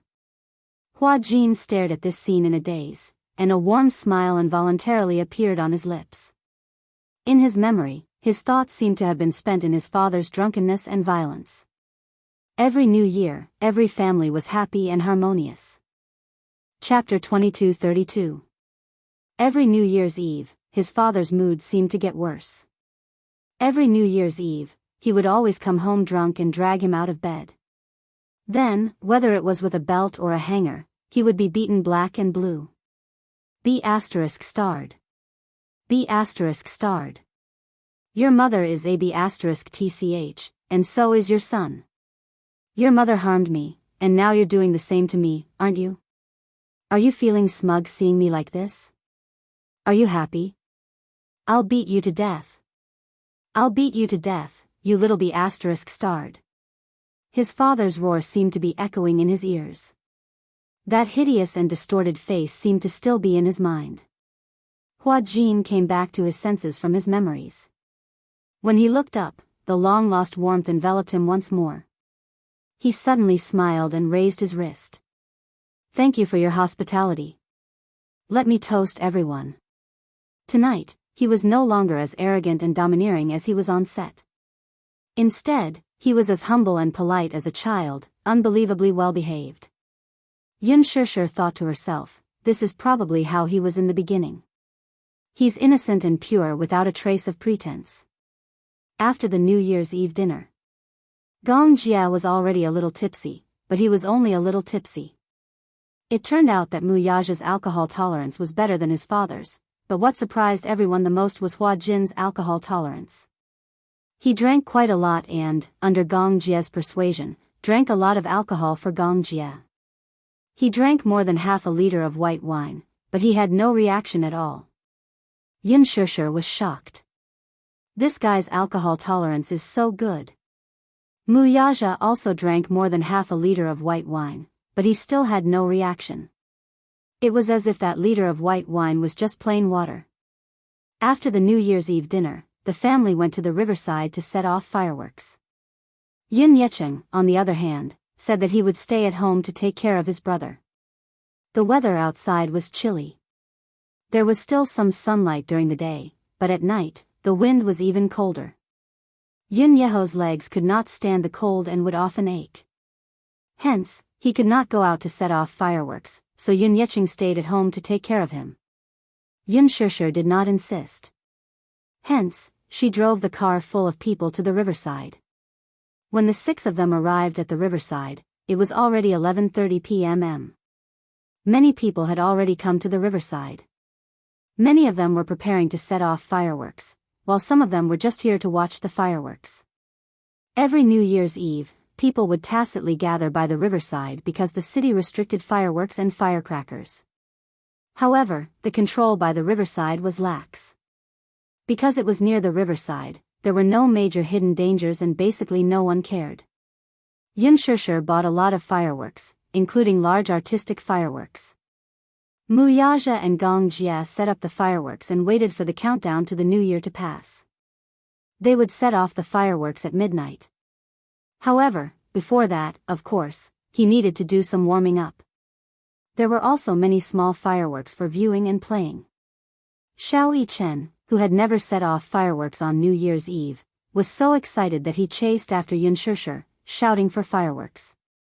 Xianxia gave him a fireworks stick. Xiao Yichen held it in his hand, but he was confused and did not know how to light it. Yu muttered, "Idiot, haven't you set off a fireworks stick before?" "No, I haven't." Xiao Yichen felt wronged. "This is my first time." Xianxia laughed and walked over to him. She stopped beside him and gently taught him, "Hold the end." "Yes, hold it like this. Don't point the end at yourself." "Okay." Chapter 22:33. As she spoke, she carefully lit a match and aimed it at the fuse. Soon, with a sizzling sound, the fuse was ignited and sparks flew in all directions. Xiao Yichen excitedly held the end of the fireworks stick tightly. However, he was so nervous that he didn't dare to move as if he was facing a formidable enemy. Soon, the fireworks lit up. Colorful fireworks shot out one by one, illuminating his tender face. "Wow! It's so beautiful!" Xiao Yichen exclaimed in shock and excitement. Soon, Xianxia also lit up a fireworks stick for Yu. However, unlike Xiao Yichen, Yu wasn't as nervous and helpless as Yu was when he set off fireworks for the first time. He calmly held the fireworks stick and gently waved it in the air. The colorful fireworks danced in the night sky, forming a gorgeous streamline. It was beautiful and compelling. When Xiao Yichen saw that fireworks could be played like this, he excitedly imitated Yu and waved it. The two little guys were overjoyed. Hua Jin was originally standing at the side and watching in a daze. Xianxia suddenly handed him a fireworks stick and smiled. "Hua Jin, let's do it together." "Okay." Hua Jin took the firecracker from her, and she lit it for him. The colorful fireworks lit up his smiling face in an instant. Hua Jin held the fireworks stick and waved it gently as he leaned against the river. Xianxia and Wuxia also took out a more beautiful type of fireworks and set it off. Ha ha ha. Xiao Yichen quickly finished setting off the fireworks in his hand. When he turned around and saw the fireworks in Xia's hand, he was extremely envious. "Wow, wow, wow. The fireworks set off by Uncle are so beautiful. I want to set them off too. I want to set them off too." Xianxia walked over and carried Xiao Yichen with one hand. He handed the fireworks in his hand to him. "Here. Take it, you can play with it." "Thank you, Uncle." Xiao Yichen beamed with joy and waved the fireworks stick in the air. After Yu finished setting off the fireworks, Xianxia passed the fireworks in her hand to him to play with. Hua Jin stood at the side and watched as Xianxia hugged Yu and set off the fireworks with a smile. He felt as though his heart had been cut open and was burning. It was at this moment that Hua Jin suddenly felt that Xianxia's world, be it her or her surroundings, was emitting an incomparably dazzling light. He desperately wanted, and longed, to enter his world. Even he didn't realize that Xianxia's every move was like a level 10 tornado. It was so powerful that it disturbed his mood. At that moment, he felt like a young boy who had just experienced love for the first time. His emotions were so high that it felt like a dam was about to burst. Hua Jin stared at Xianxia's back view in a daze. Unknowingly, tears streamed down his face. Xianxia glanced back and was about to ask Hua Jin to join her when she saw him standing silently behind her. Against the backdrop of the fireworks, there was a clear tear stain on his face. It was a ghastly sight. She was shocked. She put Yu Yu down and walked up to him. However, she saw Hua Jin staring at her in a daze. His large eyes were faintly moist. Hua Jin. You, what's wrong with you? Yun Shishir reached out and gently wiped away his tears. She was a little flustered as she asked, You. What's wrong with you? Why are you crying? Crying? Was he crying? Chapter 22:34. What's wrong? Yun Shishir felt even more helpless. Hua Jin immediately shook his head and explained, It's nothing. I'm fine, then, why are you crying? Hua Jin said dejectedly, I'm just, a little envious of him. Yun Shishir followed his line of sight and turned around, only to see the back of Little Li Chen and Yu Yu standing together. She was suddenly acutely aware of the actor's current state of mind and came to a realization. He was probably envious of Yu Yu and Xiao Yichen. Xiao Yichen and Yu Yu are so happy. I'm just a little envious of them. Hua Jin chuckled softly, but there was a hint of bitterness in his smile. Yun Shishir pursed her lips, turned around, and leaned against him. She silently watched Xiao Yichen and Yu Yu's carefree backs. For some reason, the two little guys started playing around again, chasing each other. Yu Yu chased after Xiao Yichen. Xiao Yichen cleverly hid behind Wuxia. The two little guys ran around Wuxia, chasing after each other. Wuxia couldn't stand it anymore. He reached out and carried Xiao Yichen, placing him on his shoulder. Taking advantage of Wuxia's height, Xiao Yichen smiled proudly and made a funny face at Yu Yu. Yu Yu was naturally indignant. He ran over and tugged at Gong Jia's sleeve. No one knew what he said, but Gong Jia lifted Yu Yu high above his head and made him sit on his shoulder. Yu Yu commanded Gong Jia as though he was a steed. Then, the two little guys continued to play around with each other. Xiao Yichen didn't hit Yu Yu too hard because he knew that he was strong. If he really hit Yu Yu would definitely cry. Hence, he went easy on him. However, Yu Yu didn't show any mercy. He hit Xiao Yichen so hard that he cried out in pain. Gong Jia laughed heartily and encouraged Yu Yu to bully Xiao Yichen.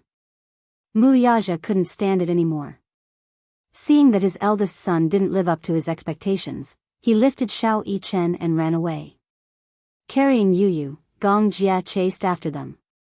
The four of them, 2 adults and 2 children, were in an uproar.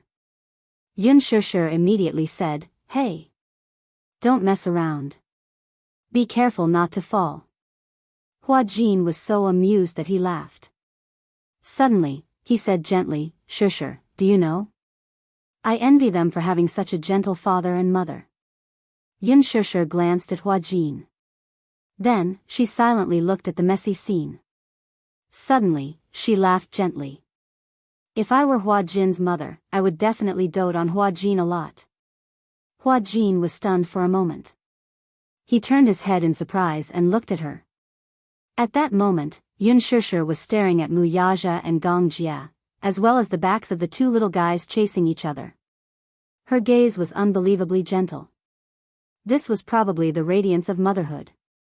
Looking at her own child, her eyes were filled with tenderness. This tenderness could melt even the coldest heart. All of a sudden, Yun Shishir heard Hua Jin's desolate and envious voice. I also wish that I was Shishir's child. I also wish that I was Shishir's child. Yun Shishir's heart ached at these helpless and disappointed words. She turned her head and suddenly reached out to gently hold Hua Jin's hand, holding it tightly. Hua Jin, in the future, celebrate Chinese New Year's Eve with us. Just like today, we'll make dumplings, have Chinese New Year's Eve dinner together, and set off fireworks together, okay? Chapter 22:35. Hua Jin's smile had a special kind of charm. There was a special kind of enchanting mist in his eyes. Usually, Yun Shishir rarely saw him show much sincerity in his smile.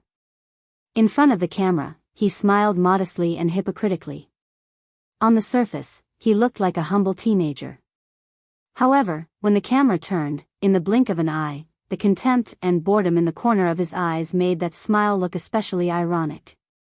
In the crew, his smile became arrogant and insufferably arrogant, like a little demon king, like a rebellious child. Whether it was the director, the actors, or even the extras, he seemed to be deliberately angering them. He spoke ill of them until they were sad, and then he showed an expression of success. But immediately, another kind of indescribable sense of loss and loneliness would appear in his eyes. This kind of loneliness, like an isolated child, tried to use the worst way to attract anyone's attention, to get other people's care and flattery, even if it was hypocritical. But at this moment, when Yun Shishir turned her head and looked at Hua Jin, she saw him looking at the night sky. His eyes were like hidden stars, bright and shining. This seemed to be his true appearance. Naive, innocent, and simple, like a child who didn't know anything about the world. There was no longer a sharp edge on him, and he was so white that he was not stained with any dazzling colors. He said, "I also hope that I am Shishir's child." It sounded like a very normal thing to say. But from his tone, Yun Shishir could hear a bit of helplessness and yearning. This kind of helplessness and yearning made her heart ache inexplicably. She had never been a person who was overflowing with love. She hated those clichés and hypocrisy. But her love for Hua Jin, under Hua Jin's smiling gaze, the pain in her heart suddenly overflowed and overflowed. She couldn't help but hold his hand tightly. She just wanted to give him as much warmth as possible on such a cold night. A trace of insignificant warmth. Yun Shishir looked up at the sky. At this time, there were already people who couldn't hold back their excitement and lit up the fireworks in advance. She couldn't help but think of her childhood. She still remembered the first New Year she spent with the Yun family. She still remembered that Yun Yeqing had specially bought a lot of fireworks to set off that year. Some of them were very expensive, easily costing a few hundred yuan. There were even some big and beautiful ones that cost a few thousand yuan. Ordinary families would not bear to set them off. Usually, only those who were slightly wealthier would buy them. At that time, the Yun family was still very wealthy, and Yun Yeqing's career was at its peak. Hence, the fireworks he bought were the most beautiful ones. The New Year's Eve of more than 10 years ago was not like it was now. The streets and alleys were brimming with a strong festive atmosphere. Setting off fireworks was one of the most anticipated New Year's activities. The beauty and splendor of fireworks was the dream of many children. On New Year's Eve, Yun Na pestered Yun Yeqing to set off fireworks. Alas, Yun Yeqing insisted on releasing it on New Year's Eve. That night, Yun Na secretly moved a set of fireworks from home. She dragged Yun Shishir out and asked her to show it to her. Chapter 22:36. When she heard that, she nodded fearfully and took a match to light it. However, due to her lack of experience, the fuse was not completely lit and was blown out by the wind. Only a small part of the fuse was left. Yun Na scolded her and asked her to continue lighting it. Yun Shishir braced herself and went forward to take a look. Then, she tried to light it with a lighter in fear. However, the fireworks that suddenly shot up into the sky almost blew up her eyes. Because of this, it left a huge shadow in her heart. Since then, she only dared to set off simple fireworks, such as firework sticks and sparks. Thinking of this, Yun Shishir could not help but laugh. She suddenly asked, "Hua Jin, did you set off fireworks when you were young?" "Yeah, I did." Hua Jin nodded and then said, "However, I rarely had the chance to go out to play during the New Year. Most of the time, I could only lie on the balcony and watch other people set off fireworks. I'm still a little traumatized by fireworks." "What's wrong?" "Because when I set off fireworks when I was young, it almost blew up my eyes." Yun Shishir paused and suddenly said half-jokingly, "So, from then on, I didn't dare to set off large fireworks because I was afraid that it would blow up my eyes." Hua Jin suddenly turned his head and looked at her. He blinked and said, "Actually, setting off fireworks is not scary. Just be careful and it'll be fine." Yun Shishir did not know whether to laugh or cry. She said, "Even though that's what I think, I'm still scared." Hua Jin suddenly held her hand. "Don't be scared. If you accidentally get blown up, you still have me. You? Yun Shishir did not understand the meaning behind his words. Hua Jin suddenly said seriously, yeah. If you can't see, I'll be your eyes. If she could not see, he would be her eyes. Yun Shishir was stunned for a moment. She widened her eyes slightly and then smiled gently. Okay, but there won't be such a day. At that time, Yun Shishir only took his words as a joke. However, after a long time, when she suddenly recalled that year's New Year's Eve and Hua Jin's serious promise, she couldn't help but sigh. It turned out that every word he said to her was sincere from the bottom of his heart. However, this was all in the future. 11:55 p.m. At this moment, countless citizens had gathered by the river. Many people gathered here to welcome the New Year's bell. Some brought the elderly and children with them in high spirits. Some brought young and loving couples. Their only purpose was to welcome the gorgeous fireworks at the moment the New Year's bell rang. Gong Jia raised his wrist and looked at his watch. As the countdown approached, his handsome face showed a bit of excitement and expectation. Sis. It's almost 12. When Xiao Yichen and Yu heard this, they looked at each other and smiled. Both of them were jumping up and down excitedly. Yun Shishir smiled and said, "Who's going to be in charge of lighting the fireworks later?" "I rarely light fireworks, so I don't know much about it." Just as Gong Jia finished speaking, Xiao Yichen raised his hand enthusiastically. "I'll do it. I'll light it." However, Yu said softly, "Hey, it's too dangerous. You're so clumsy. Be careful not to get hurt by the explosion." This reminder was a form of concern in disguise. Chapter 22:37. It was just fireworks. He was not afraid of that. In fact, he was looking forward to lighting the fireworks himself. That was because lighting the fireworks himself and sending them into the night sky would give him a great sense of accomplishment. Moreover, it was just fireworks. He had even played with rocket launchers before, so to him, fireworks were nothing more than an interesting toy. It was not a problem at all. Yu raised his eyebrows and suddenly realized that Mu Yichen was not comparable to those ordinary kids. He had seen his abilities and knew that he was crazy. Lighting fireworks was nothing to him. "Alright, you're in charge of lighting the fireworks. We'll be in charge of watching." Yu was relieved, but he still reminded him cautiously, "However, you still have to be careful.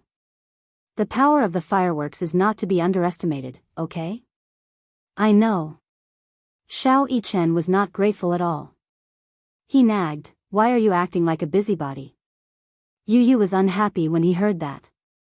He said coldly, "Humph. You don't know how to appreciate my kindness. If you hurt yourself later, don't cry for your parents. I won't feel bad for you." Then, Yu ran proudly to Yun Shishir's side. He hugged Yun Shishir's arm and waited for the countdown to start. 11:59 p.m. The last minute.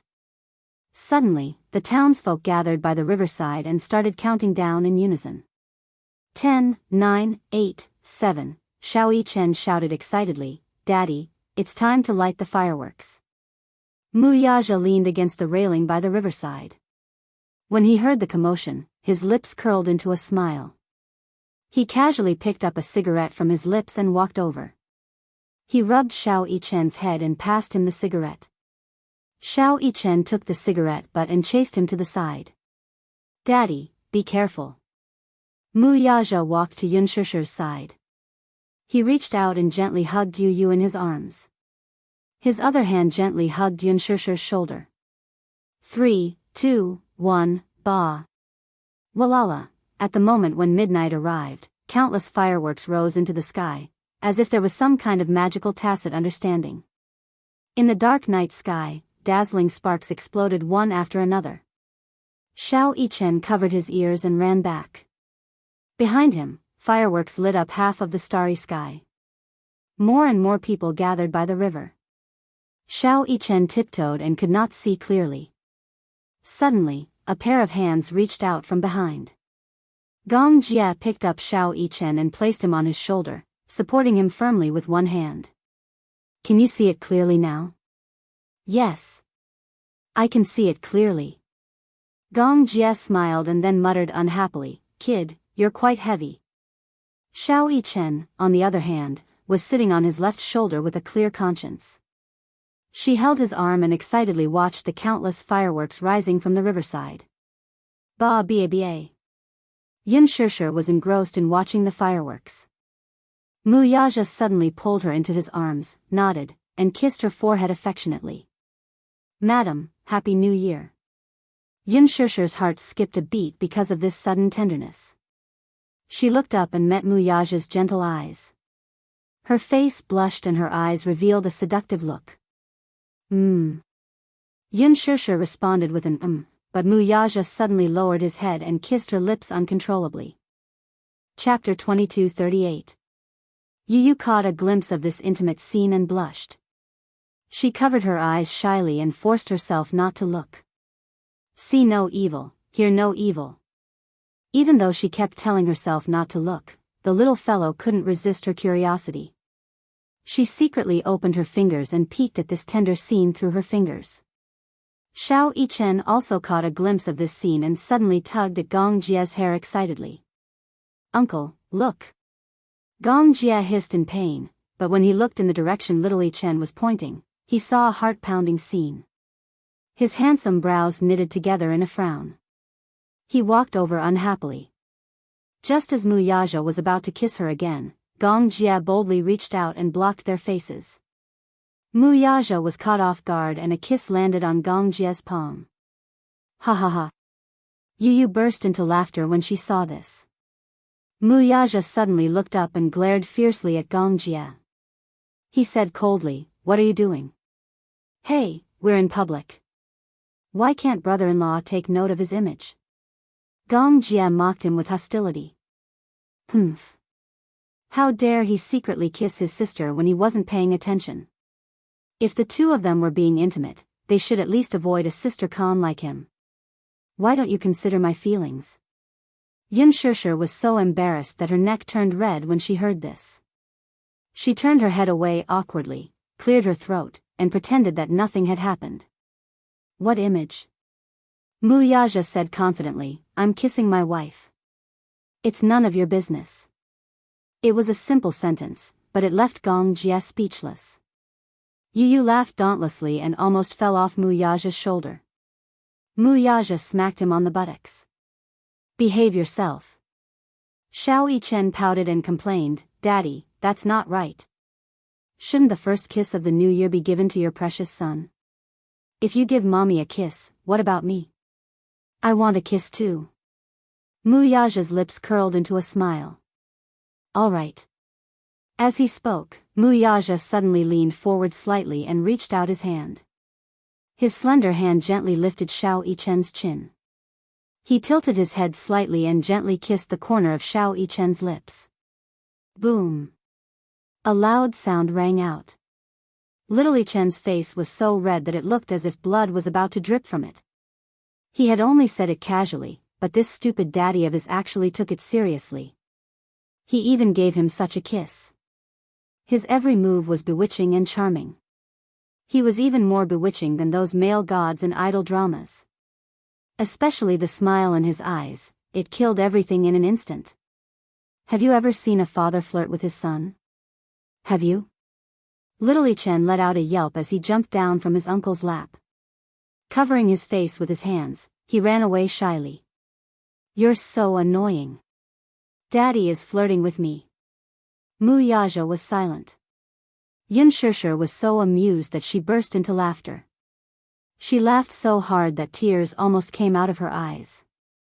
Xiao Yichen was such a clown. Did the heavens send him here to make fun of her? Gong Jie felt even more indignant when he saw her laugh. He snorted coldly. Sister, you're so biased. You give brother-in-law a kiss and not me a kiss. You're not a child anymore, Yin Shishir said, feeling speechless. Gong Jie said coquettishly, No, sister. To be fair, hurry up and kiss me. As he spoke, he closed his eyes and moved his fair face closer. He tapped his face with his finger and said, "Kiss here." Chapter 22:39. Yun Shusher's antennae twitched violently. However, in the next second, Wuxia turned Gong Jie's face and grabbed his chin. Then, he leaned over and gave him a peck on the cheek. When Gong Jie came back to his senses, he opened his eyes.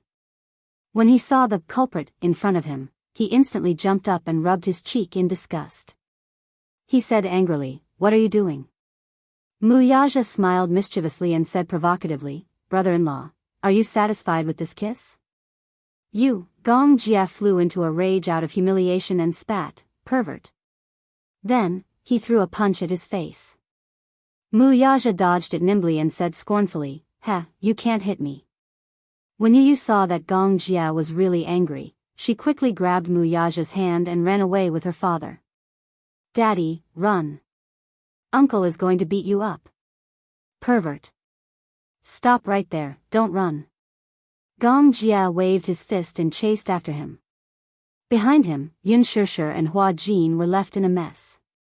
They stood there dumbfounded and only reacted after a while. They held their stomachs and laughed loudly. Ha ha ha. By the river, the fireworks set off the night scene, which was mesmerizing and beautiful. When they returned home after setting off the fireworks, it was already past 2:00 in the morning. Hua Jin originally wanted to go home early, but Yun Shusher said that they wanted to stay up for the New Year tonight, so they could stay up together.